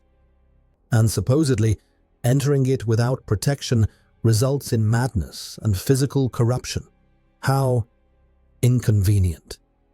But the records also noted individuals who had resisted chaos corruption through sheer willpower. The Grey Knights, psychically resistant space marines who specialized in demon hunting. If humans could develop resistance, then surely he could as well. The thought of testing himself against the chaos gods was perversely appealing. After all, he'd killed gods before in his own universe. These ones might prove more entertaining. Hours passed before Valoris returned, accompanied by a servo skull carrying a data slate. The Emperor has reviewed your terms, the custodian said without preamble. He accepts with conditions. You are granted field command authority during operations where you are designated primary asset. However, a custodian will accompany you as liaison. to facilitate communication with Imperial forces and ensure tactical cohesion. A minder, you mean, Frieza said, amused rather than offended. To ensure I don't massacre Imperial forces or pursue personal objectives that contradict orders. Fine. I'll tolerate observation as long as your liaison doesn't slow me down. Who's being assigned? I am, Valoris stated. As Captain General, I have the authority and experience to coordinate with high-level threats, and I'm expendable enough that my loss, while significant, wouldn't cripple the custodian command structure. Frieza laughed, genuine amusement at the blunt pragmatism. You're offering yourself as both liaison and potential sacrifice. I respect that. Very well, Captain General. You and I will work together. Try to keep up. He gestured to the data vaults. Now, about these threats you've documented. Which one requires immediate attention? I'm feeling motivated after the Tyranid engagement. Let's capitalize on that momentum. Valoris consulted the data slate. We have multiple crises demanding intervention. A chaos incursion in the Scarus sector. Traitor Space Marines of the Black Legion are besieging a Forge world. An Ork gathering near Armageddon, and reports of Necron tomb complexes awakening in the Sautek. Dynasty's territory. Choose your target. Frieza studied the options, his tactical mind evaluating each for potential interest. The Orks sounded like mindless brutes, entertaining briefly but ultimately forgettable. The Necrons intrigued him. Mechanical beings with ancient technology might pose actual challenge. But chaos. The Black Legion, he decided.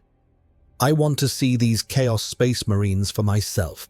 Traitors who worship gods of the warp, enhanced beyond normal humans, supposedly among your most dangerous enemies. They sound like they might actually provide resistance. Valoris nodded. Very well. We depart immediately. The siege has been ongoing for 3 weeks. The Forge world of Columnus holds fewer than 2 million defenders against an estimated 5 million traitor forces. Conventional relief would take months to organize. With your capabilities, we might break the siege in days. Days, Frieza said, his tone suggesting offense. Captain General, you underestimate me. I'll break it in hours. Prepare your transport. They departed Terra aboard a specially configured strike cruiser, the Unbreakable Resolve, its holds carrying a detachment of custodians and support equipment. Frieza tolerated the travel time by studying tactical data on the Black Legion, their tactics, their corruption, their worship of the chaos god Abaddon the Despoiler. Former sons of Horus, now sworn to eternal war against the Imperium they'd once served. The irony wasn't lost on him. These traitors rejected your emperor in favor of chaos gods, he remarked to Valoris during transit.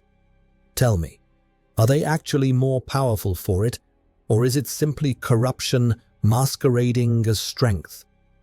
Both, Valoris admitted.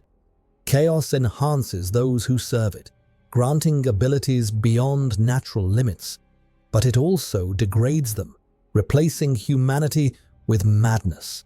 The most powerful Chaos champions are formidable warriors who've sacrificed everything else, sanity, morality, identity, in pursuit of power. A Faustian bargain, Frieza said, nodding. Power at the cost of self. I've encountered similar pacts in my universe. They always end the same way. The individual gains strength, but loses what made them individuals. They become extensions of the forces they serve rather than independent actors. He glanced at Valoris. Is that what happened to Horus, the Emperor's favored son, corrupted into just another chaos puppet? Something like that, Valoris said quietly. The War Master believed he was seizing control, becoming master of chaos rather than its servant. In the end, he was merely a weapon pointed at his father. He died realizing the truth, though by then it was too late. The bitterness in the custodian's voice suggested personal memory. Valoris had been there, had witnessed the siege of Terra and Horus's fall. We don't speak of it often. The wound is still fresh, even 10,000 years later. Frieza absorbed this, recognizing the parallel. You're afraid I'll follow the same path, gain power through alliance with the Imperium, then turn on it when I grow bored or ambitious enough. That's why you're watching me so carefully. Yes, Valoris admitted. The Emperor believes you can be trusted because you're not ideological. You seek challenge, not conquest for its own sake. I'm less certain. Power corrupts, Lord Frieza, and you already possess more power than any single being should. Perhaps, Frieza said. But consider this, Captain General. I've had absolute power in my home universe for decades. I've ruled unchallenged, conquered whatever I wanted, killed whoever displeased me. If I were prone to corruption, it would have manifested long ago. Instead, I grew bored. I came here seeking challenge, not dominion. As long as your Imperium provides entertainment, I have no reason to betray it. The moment it stops being entertaining, he shrugged. Well, let's hope it remains interesting. The conversation was interrupted by the navigator's announcement. They were approaching Columnus. Through the viewports, Frieza could see the Forge world, a planet transformed into a massive factory, its surface covered in industrial complexes and manufacturing cathedrals, and surrounding it, like a plague, was the Chaos Fleet. Dozens of warships corrupted by warp influence, their hulls covered in blasphemous symbols, their guns firing on the planet's failing void shields. Impressive display, Frieza remarked, studying the siege. They're conducting a methodical bombardment, weakening defenses before committing ground forces. Tactically sound, if unimaginative. He turned to Valoris. What's the priority? Destroy the fleet or eliminate ground forces already on the planet? Both, Valoris replied. The Forge world's defenders are concentrated in 3 primary manufactorum fortresses. Chaos forces have surrounded all 3 and are conducting siege operations.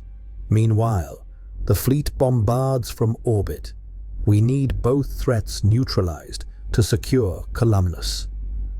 Simple enough, Frieza said. I'll eliminate the fleet first. Orbital superiority prevents reinforcements. Then I'll deal with ground forces. Your custodians can secure strategic points once I've cleared the major resistance. Estimated time to completion, 4 hours, perhaps 6 if they prove more resilient than the Tyranids. Valoris wanted to argue that the estimate was impossibly optimistic. But he'd seen the reports from Ultramar. He'd watched sensor data of Frieza annihilating hive ships. So instead, he simply said, "Prove it." Frieza's smile was radiant and terrible. With pleasure, he moved to the airlock, and before Valoris could question his exit method, simply stepped into vacuum. The void should have killed him. Explosive decompression, freezing, suffocation. Instead, Frieza hovered outside the ship, unaffected, his bio-armor glowing faintly as it adapted to the hostile environment. Then he accelerated, a white-purple streak racing toward the Chaos Fleet, and the siege of Columnus entered its final apocalyptic phase. The Black Legion would learn what the Tyranids had already discovered, that some predators couldn't be stopped by numbers or tactics or even demonic corruption. They could only be survived, and survival was about to become very unlikely. The Chaos Fleet detected Frieza's approach 3 seconds before impact, enough time for alarms to blare through corrupted Vox systems, for mutated crews to scramble to battle stations, for the fleet's demonic auguries to scream warnings of an approaching wrongness that defied categorization. Not enough time to do anything about it. Frieza struck the lead cruiser, the bringer of despair, a former Imperial vessel corrupted over millennia into something that hurt to look at, with the force of an orbital strike. He didn't slow down. He punched through the void shields as if they were soap bubbles, through the corrupted hull plating, through 17 decks, and emerged from the opposite side, trailing debris and frozen atmosphere. The cruiser didn't explode immediately. Instead, it shuddered, its warp-tainted structure trying to regenerate the catastrophic damage. Frieza hovered a kilometer distant and raised one hand. Impressive resilience. Let's test its limits. His palm glowed purple, and a sphere of compressed energy, the same technique that had atomized the Hive ship, launched forward. This time, he modulated the power, curious to see how much force was required to overwhelm the Chaos vessel's corrupted defenses. The answer, approximately 30% of his maximum output. The supernova engulfed the bringer of despair, and for 3 seconds, a miniature sun burned where the cruiser had been. When the light faded, nothing remained except superheated plasma rapidly cooling in the void. Frieza nodded, satisfied. Adequate. Now for efficiency testing. He turned his attention to the rest of the fleet, currently breaking formation in what might charitably be called tactical redeployment, but looked more like panic. Aboard the Terminus Est, flagship of the Black Legion siege force, Chaos Lord Vorkoth, the Despoiler, watched through corrupted auger displays as an unknown entity annihilated his lead cruiser in seconds. His ship's demonically possessed machine spirit gibbered in languages that had never been human, trying to process sensor data that contradicted physics. "What?" Vorkoth demanded, his voice layered with the harmonic distortions of warp corruption. "Is that thing?"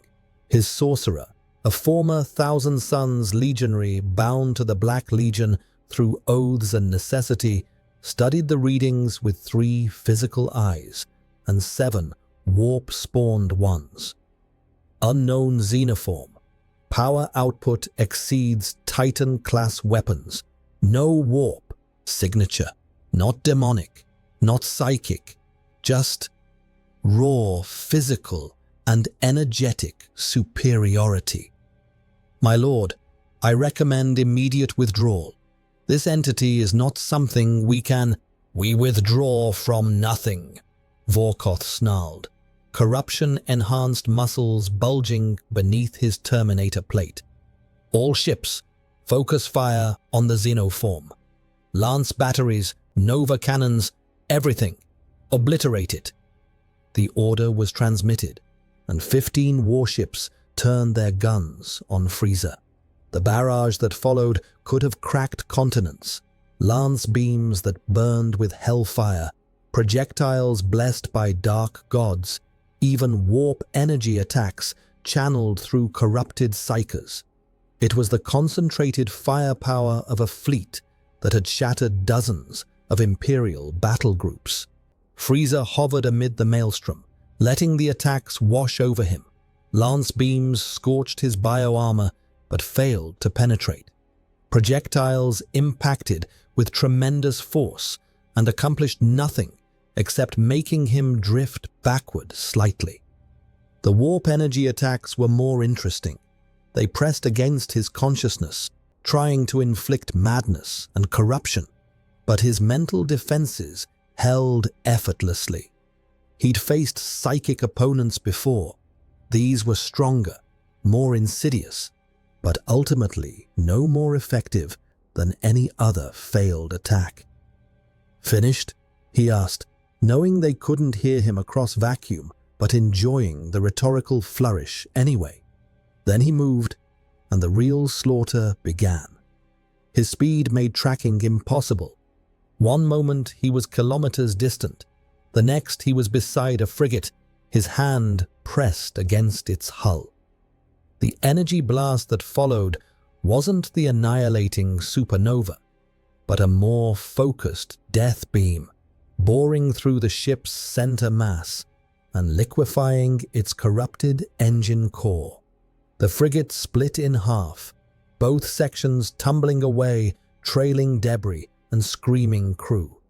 Frieza accelerated to the next target, a heavy cruiser bristling with macro cannons. He didn't bother with energy attacks this time. Simple kinetic force would suffice. He flew directly through the ship's midsection, his body serving as projectile, and the force of his passage tore the vessel apart from internal stress. Hull plates buckled, superstructure collapsed, and the cruiser broke into 3 distinct pieces, each one spinning away into the void. 2 ships destroyed in 15 seconds. 13 remained. Vorkoth watched his fleet disintegrate with growing rage and disbelief. "Sorcerer, summon demons, unleash warp spawn to slow this thing down while we regroup." The sorcerer hesitated. Summoning demons without proper wards was suicidal, likely to result in the Terminus Est itself being consumed by warp entities. But one look at Vorkoth's face, at the killing rage burning in his eyes, convinced him that refusal was more immediately lethal. He began the ritual, chanting in languages that hadn't existed before the Eye of Terror opened, spilling his own blood to create a breach between real space and the immaterium. The ritual succeeded. Reality tore, and demons poured through, dozens of lesser warp spawn, their forms constantly shifting, their existence an affront to physics. They were minor entities, bloodletters and plague-bearers and demonettes, but in sufficient numbers they could overwhelm even powerful opponents. They swarmed toward Frieza with supernatural speed, claws and blades, and corrupting touches reaching for him. Vorkoth allowed himself a moment of satisfaction. "Yes, let the warp take you, Xenoform. Let it show you the true meaning of—" Frieza vaporized them all in a single blast. Not methodically, one by one, but simultaneously, a sphere of ki expanding outward from his body, washing over the demon swarm like a tide of annihilation. The demons shrieked as their forms destabilized, their connection to the materium severed by sheer energy trauma. In 3 seconds, 70 demons were banished back to the warp, and Frieza continued his assault on the fleet without even acknowledging the interruption. "Impossible," the sorcerer whispered, his conviction shaken. "Those were never-born, creatures of the warp. They should be immune to purely physical attacks. What is this being?" Vorkoth had no answer. For the first time in 3 centuries of service to the dark gods, he felt something he'd thought beaten out of him during his corruption. Fear. Not the righteous fury of battle, not the ecstatic terror that came from communing with chaos. Simple, primal fear of a predator that could not be fought or reasoned with. "Full retreat," he ordered, his voice hollow. "All ships, disengage and prepare for warp translation. We cannot win this." The fleet responded immediately, engines burning at maximum as they tried to put distance between themselves and Frieza. It was futile. Frieza was faster, could maneuver in ways their ships couldn't, and had already demonstrated he could destroy them faster than they could escape. He picked off 2 more vessels during their flight, one with a massive energy wave that bisected it cleanly, another with a series of precise death beams that destroyed its engines and left it drifting helplessly. 9 ships remained when the Terminus Est finally managed to open a warp rift. The swirling tear in reality pulsed with sickly light, and Vorkoth's flagship began to accelerate toward it, toward escape. Frieza saw the rift, understood its purpose through context, and made a decision. He accelerated, pushing his speed to levels that generated friction even in vacuum, and reached the Terminus Est just as its prow entered the warp rift. His hand pressed against the hull, and he channeled energy, not to destroy, but to anchor. The ship stopped. Engines screaming, warp drive engaged. The Terminus Est was held in place by a single being. One hand pressed against its corrupted hull, preventing its escape through sheer physical force. Vorkoth felt the ship shudder, felt the warp rift destabilizing as the vessel failed to complete its translation, and understood with awful clarity that the Dark God's blessings meant nothing against this enemy. "Destroy the ship!" he roared at his crew. "Overload the warp drives. Detonate everything. Kill it even if we die in the process." But Frieza had already moved. He released the ship and flew along its length to the bridge, where his Kai sense detected the strongest life force, the commander. His fist punched through reinforced adamantium and warp-corrupted plating as if they were paper, and he pulled himself inside the bridge. 20 corrupted space marines and their mortal servants stared at him in frozen shock. Frieza stared back, noting their mutations, their baroque armor, the way their bodies had been warped by chaos. "You must be the leader," he said, his gaze settling on Vorkoth. "I have questions. Answer them satisfactorily, and I'll make your death quick." Vorkoth laughed, a sound like grinding metal filtered through centuries of corruption and hatred. "I serve the ruinous powers, Xenoform. I fear nothing, least of all death. Do your worst." Frieza's expression didn't change, but his tail moved, faster than even Space Marine reflexes could track, and wrapped around Vorkoth's throat, lifting the massive Chaos Lord off his feet effortlessly. Brave words. Let's test their sincerity. He began to squeeze, slowly, watching Vorkoth's face contort as the Chaos Lord's enhanced physiology struggled against the pressure. Around them, the other Space Marines opened fire, bolters roaring, but Frieza's free hand gestured negligently, and they were all pinned to the walls by telekinetic force, unable to move, forced to watch their lord being strangled by an enemy they couldn't comprehend or combat. "First question," Frieza said pleasantly, loosening his tail just enough to let Vorkoth breathe. "These chaos gods you worship, where do I find them? I'd like to have a conversation about poaching in territory I've claimed." Vorkoth gasped for air, his vision swimming, and managed a wet laugh. "You want to challenge the dark gods? You're insane. They exist beyond material reality. They are concepts given form in the warp. You cannot kill concepts. I've killed gods before, Frieza replied. Granted, they were physical entities, but the principle holds. Everything can be destroyed if you apply sufficient force, but we'll test that theory later. Second question, how many Black Legion forces are on the planet below?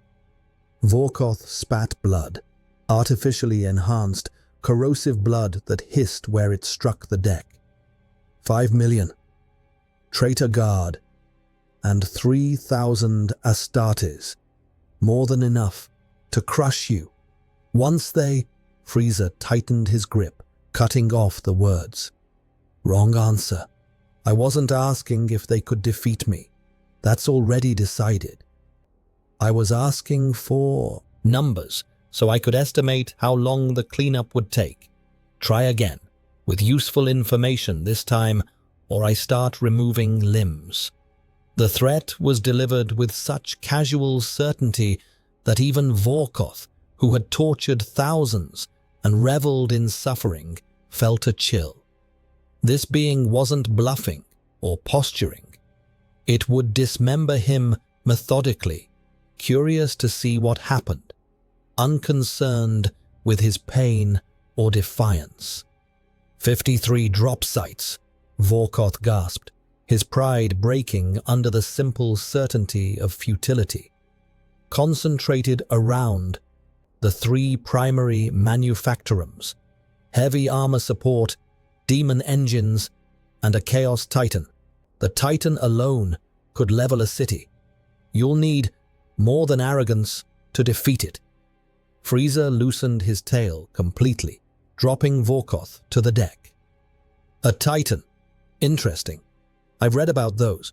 Walking cathedrals with weapons that rival small starships. That might actually be entertaining. He turned to leave, pausing at the bridge's shattered entrance. Thank you for the information, Chaos Lord. I'll make your death quick, as promised. His hand rose, energy coalescing, and Vorkoth had just enough time to realize the betrayal. Frieza had said quick, not painless, before the death beam punched through his skull and liquefied his brain in an instant. The Chaos Lord fell, truly dead, and Frieza turned his attention to the remaining Space Marines pinned to the walls. Your leader is gone. Your fleet is destroyed, and shortly your ground forces will join them. If any of you possess the wisdom to flee, do so now. I won't pursue. He released the telekinetic hold. For 5 seconds, none of the Space Marines moved, their loyalty to chaos warring with survival instinct. Then one, a former sergeant, his armor bearing the scars of 1,000 battles, lowered his bolter and turned toward the escape pods. The others followed, discipline and faith broken by the simple demonstration that their dark blessings meant nothing against an enemy who operated outside the rules they understood. Frieza watched them flee, noting the behavior for future reference. Even chaos-corrupted Space Marines could be made to break if the threat was sufficient. Useful information. He exited the Terminus Est and hovered in space, watching the remaining Chaos ships scatter toward warp rifts, too desperate for escape to maintain formation. He could pursue, eliminate them all, ensure complete annihilation. But that felt excessive. Let some survive to spread the word. There was a new predator in the galaxy, and it didn't care about chaos or imperial allegiance. It only cared about interesting fights. He turned toward Columnus, where 5 million traitor forces waited, unaware that their fleet was gone and their commander was dead. Now for the real work, he murmured, accelerating toward the planet. Behind him, the Terminus Est drifted, leaderless and dying, a monument to the simple truth that overwhelming power rendered faith and corruption equally irrelevant. The siege was about to end, and the Black Legion was about to learn what the Imperium had already accepted: that sometimes survival meant accommodation with monsters, because the alternative was being consumed by them. Frieza descended through Columnus's toxic atmosphere, wreathed in plasma, generated by atmospheric friction, and smiled as he detected the Chaos Titan's energy signature. Finally, something that might require actual effort. The day was looking up. Columnus's surface was a hellscape of perpetual industrial fire, where manufactorums vomited smoke into skies already choked with pollution, and acid rain fell constantly on armies locked in siege warfare. The three primary fortress complexes that housed the Forge World's defenders stood like iron mountains amid the devastation, their void shields flickering under constant bombardment from Chaos artillery. Surrounding them, a sea of traitor forces, corrupted Imperial Guard regiments, cultists, demon engines, and the dreaded Chaos Space Marines of the Black Legion pressed the siege with the methodical cruelty of those who knew victory was inevitable.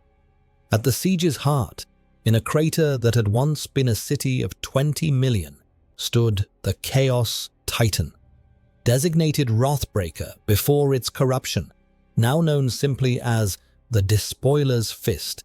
It was a warlord-class god machine, a walking cathedral of destruction 40 meters tall, bristling with weapons that could level fortresses. Its armor had been warped by centuries of warp exposure, covered in blasphemous symbols that writhed and screamed in languages older than human civilization. And within its command throne, the Princeps, a being who had fused with the Titan's machine spirit until they were one entity, dreamed dreams of fire and conquest, its consciousness an amalgam of human ambition and demonic hunger. Frieza descended from orbit in full view of the armies below, a streak of white and purple that terminated in a crater 300 meters from the Titan's position. Traitor forces turned to face this new arrival, weapons raising, commanders barking orders in corrupted Vox channels. And the Titan itself turned, its massive head swiveling with surprising grace, weapon arrays targeting the small figure standing in the crater's center. For a moment, both sides simply stared, trying to process the impossible. A lone being, unarmored except for its natural biology, facing down 5 million enemies and a god machine. Then the Titan fired.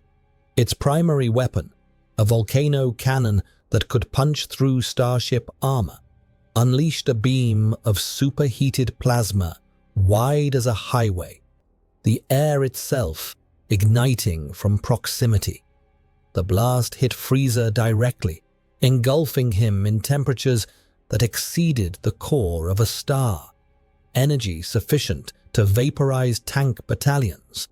The explosion created a shockwave that knocked nearby cultists off their feet and shattered windows kilometers away.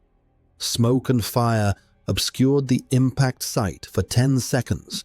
When it cleared, Frieza stood exactly where he'd been, entirely unharmed, brushing imaginary dust from his shoulder. "Adequate power," he remarked, his voice somehow carrying across the battlefield despite the roar of industry and warfare. "But insufficient precision. Let me show you how it's done." He raised one finger, and a pencil-thin beam of purple energy lanced out, striking the Titan's void shields. The shields, rated to withstand orbital bombardment, held for exactly 0.3 seconds before collapsing with a thunderclap of released energy. The death beam continued through, punching into the Titan's leg armor, boring through adamantium and plasteel, and severing the primary hydraulic systems. The Titan staggered, its right leg collapsing, forcing it to one knee with an impact that registered on seismic sensors across the continent. Inside the command throne, the princeps screamed, not from pain, but from rage and disbelief.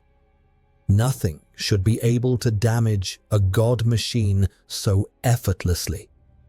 These were engines of the Mechanicus's greatest art, blessed by the dark gods themselves. They were invincible.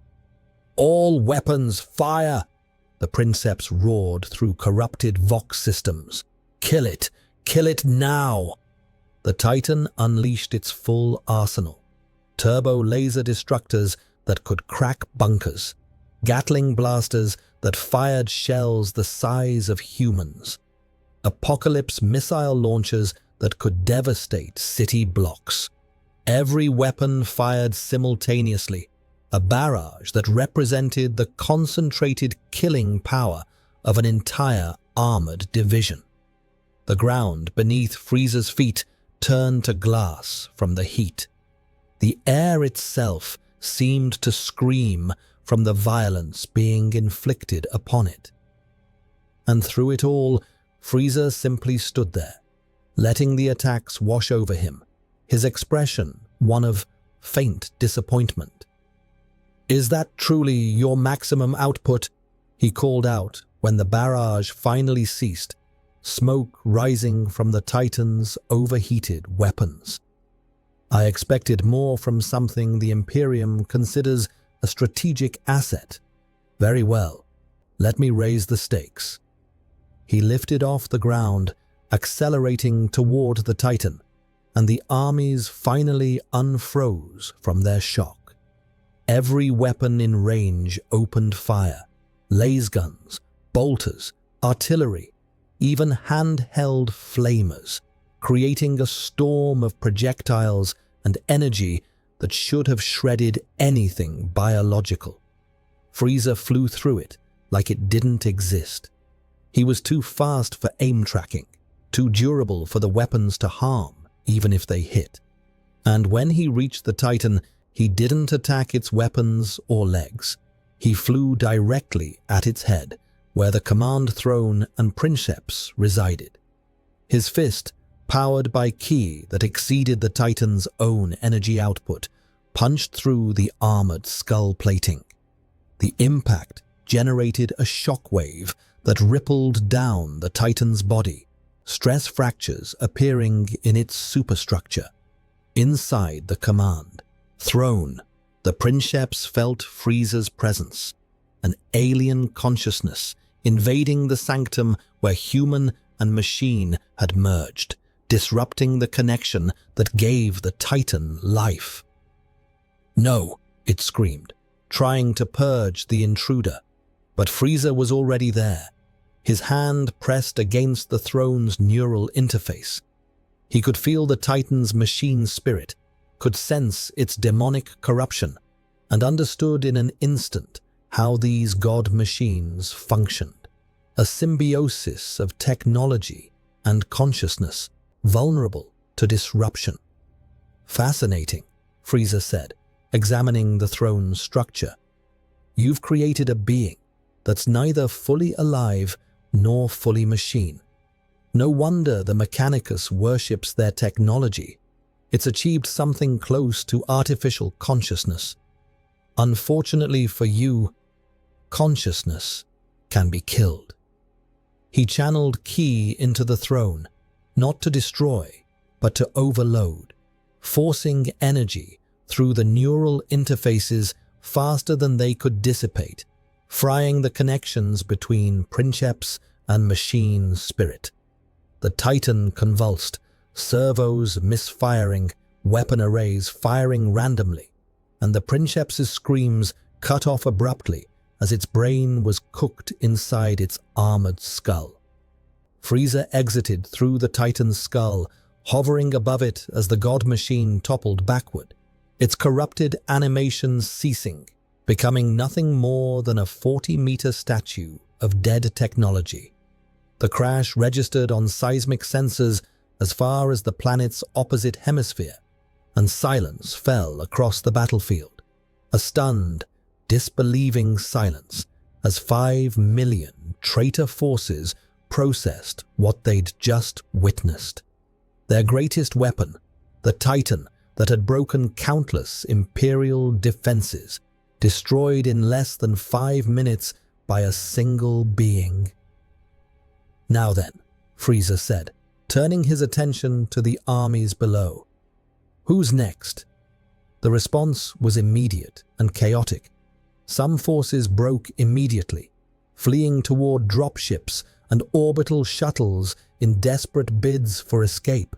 Others, driven by chaos, corruption, or simply too committed to retreat, charged forward, a wave of corrupted flesh and metal surging toward Frieza with the mindless determination of those who had nothing left to lose.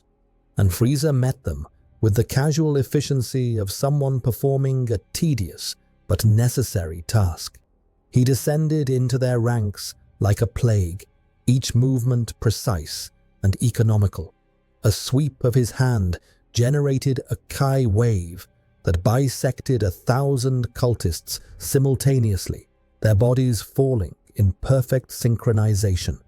A finger beam destroyed a squadron of corrupted tanks, their ammunitions cooking off in chains of explosion. His tail, whipping faster than human eyes could track, decapitated Chaos Space Marines whose enhanced reflexes were simply too slow to matter. And through it all, Frieza maintained the same bored expression, as if mass slaughter was no more engaging than sorting files. Aboard the unbreakable Resolve in orbit, Valoris watched the battle through orbital pict feeds, his expression unreadable behind his golden helm. Around him, custodians and tech adepts monitored the situation, their tactical displays updating with each passing second, enemy casualties climbing exponentially, defensive positions breaking, the siege's inevitable end approaching faster than anyone had projected. "He's killed 17,000 in 30 minutes, one tech adept reported, his voice carrying disbelief. "And he's accelerating. Current projection, complete enemy force elimination in 4 hours. "Revise that projection," another tech adept said, studying energy readings. "He's not using maximum power. He's pacing himself, testing efficiency at different output levels.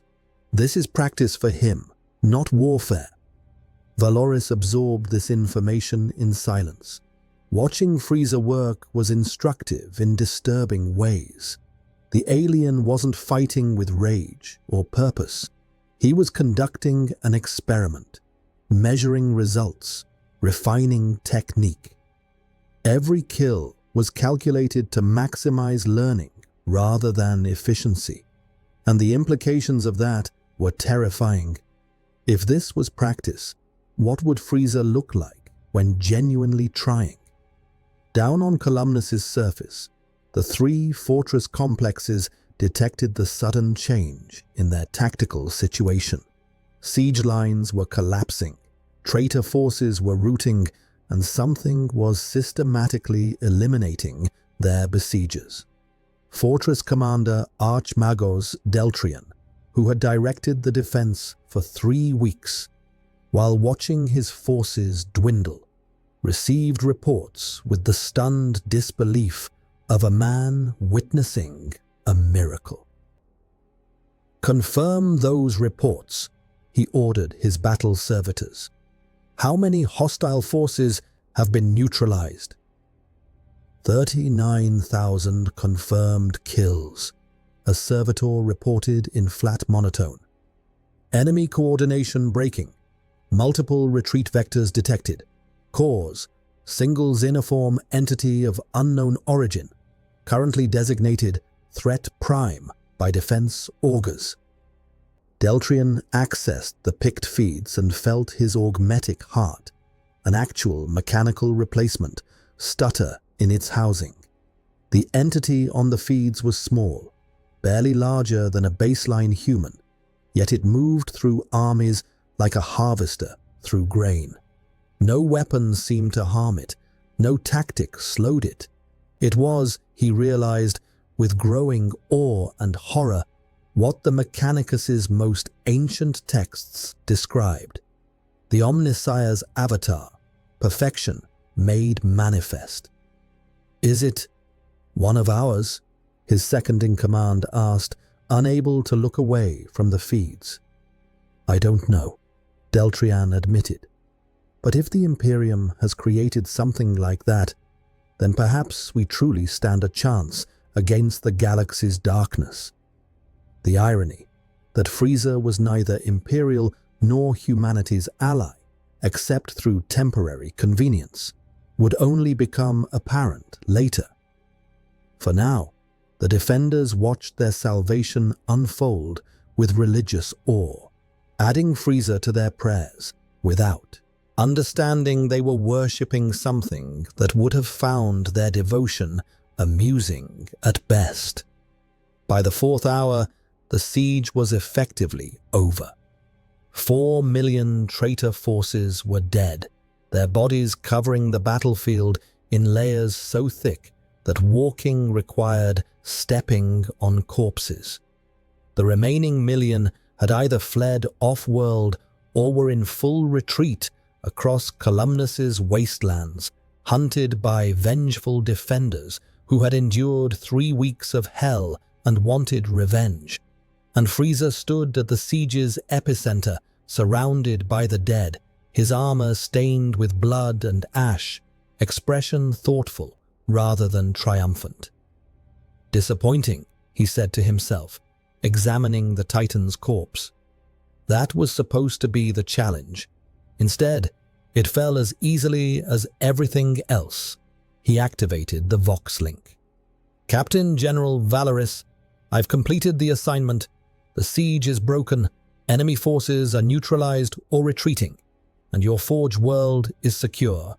Time to completion, 4 hours, 16 minutes. Bring your forces down to secure the area.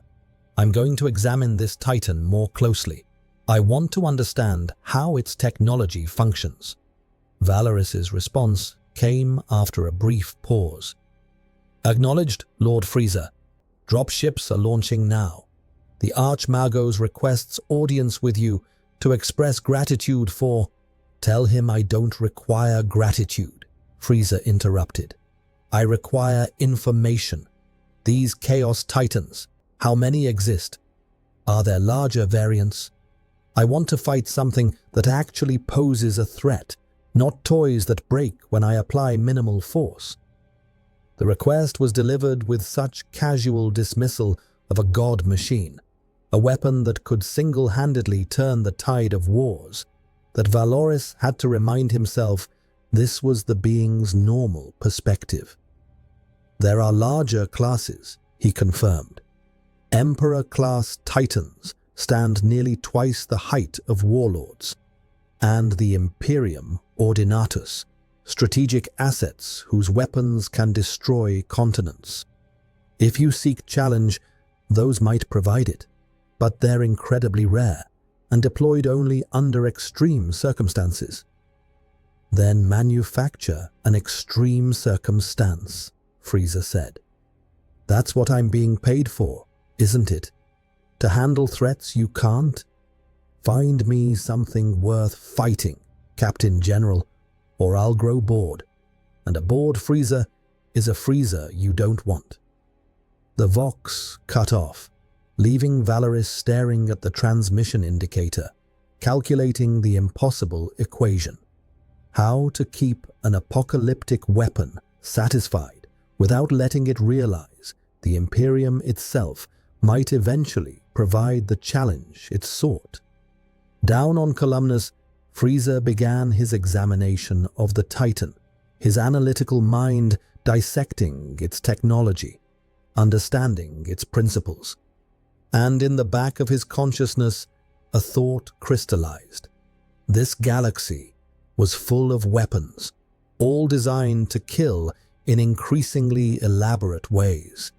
But weapons only mattered if they were wielded by hands capable of matching his power. So far, nothing had, but the galaxy was vast. Somewhere there had to be someone worth fighting. He just needed to find them, or force the Imperium to reveal them. The thought brought a smile to his lips, cold and sharp. One way or another, he would have his entertainment. And if the Imperium couldn't provide it willingly, he'd extract it forcefully.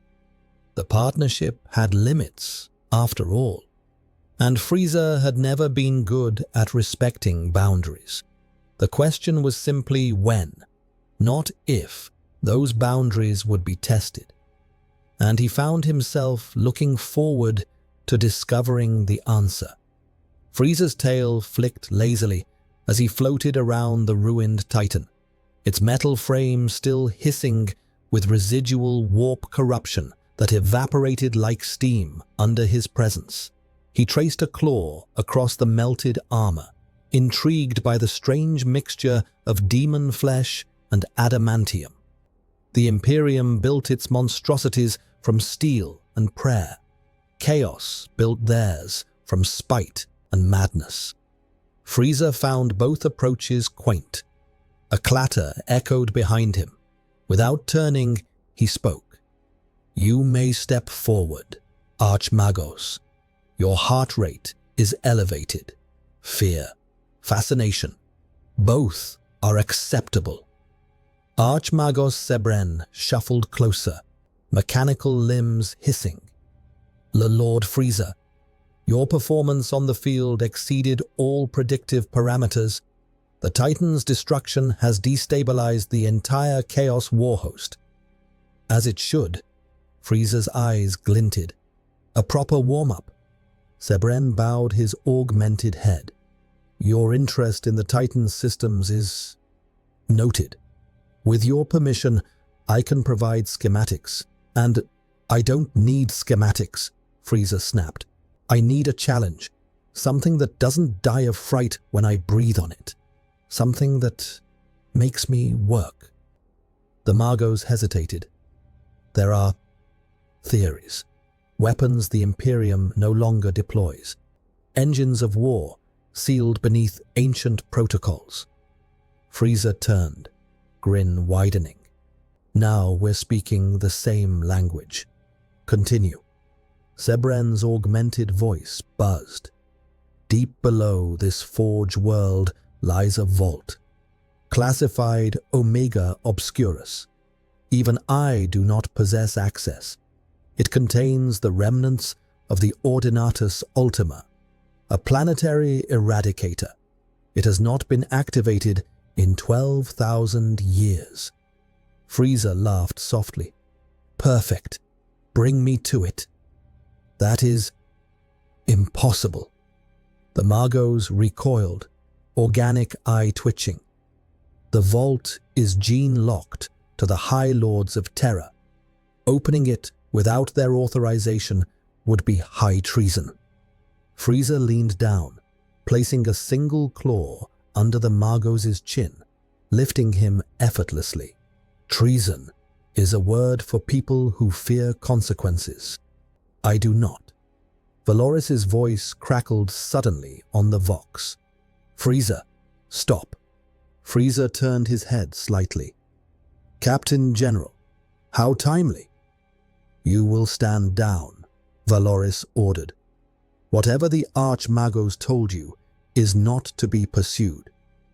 That vault is forbidden by Imperial decree. Do not force this alliance into conflict." "Alliance?" Frieza chuckled, dropping the trembling Magos. "I was not aware this was an equal relationship. I do the impossible. You clean up the ash. That seems rather one-sided." Valoris didn't flinch. You want a challenge? Then I will give you one. But not a weapon that could crack this world in half. There is another threat incoming, one we intercepted hours ago. Frieza raised a brow.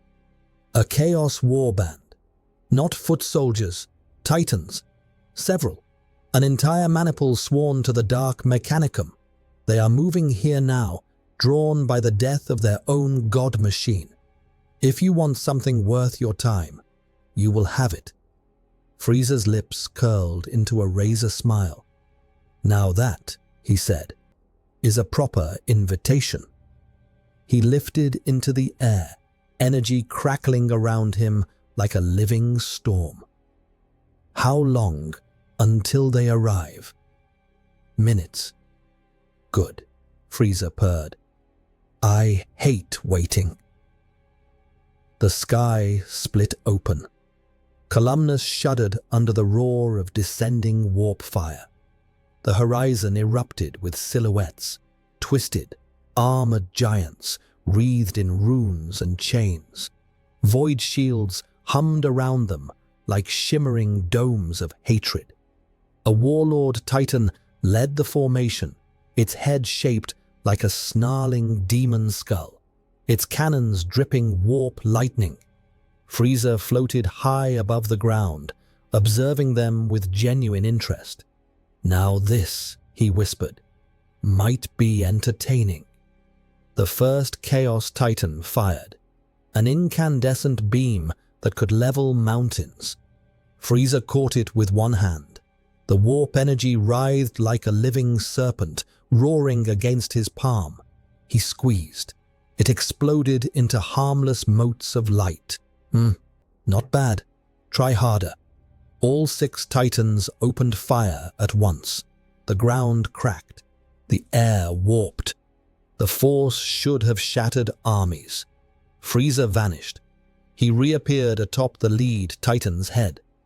Let's see how sturdy you are. He pressed one foot down.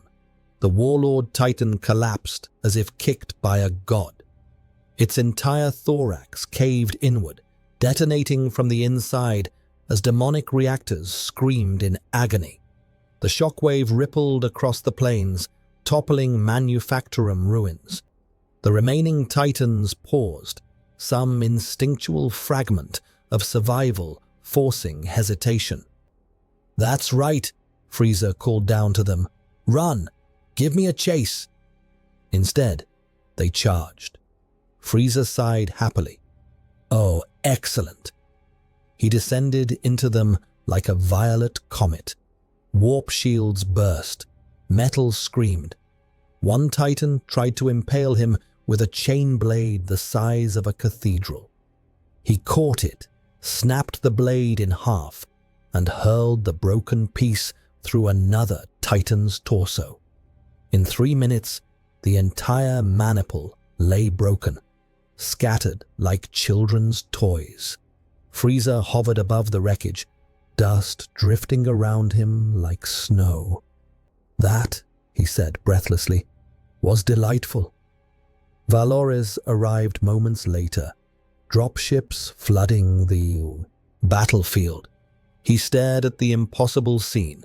6 Chaos Titans annihilated like insects. Frieza, this level of power, even we cannot contain it. No, Frieza replied calmly. You cannot. Valores stepped forward. Then listen carefully. The Imperium will continue honoring our agreement. But understand this. There are threats in this galaxy even you have not seen. And if you turn on us, we will reveal them. Frieza regarded him for a long moment, intrigued rather than offended. Promises of hidden monsters, he mused. That is the correct way to keep me interested, Captain General. He drifted upward, tail swaying. I will assist your Imperium, for now. You fight amusing enemies, and you have amusing secrets. But remember this. His eyes shone like dying stars. The moment you bore me, I will find entertainment elsewhere." Valoris met his gaze. "Then it is our duty to ensure the galaxy stays dangerous." Frieza laughed, cold, elegant, terrifying. "Oh, Captain General, in this universe, I don't think boredom will be a problem." He shot into the sky, a streak of violet fire against the metal clouds.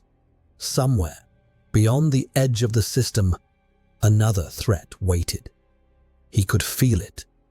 A presence, familiar in arrogance, alien in strength. Something worth hunting. And Frieza, conqueror of galaxies, smiled with genuine anticipation.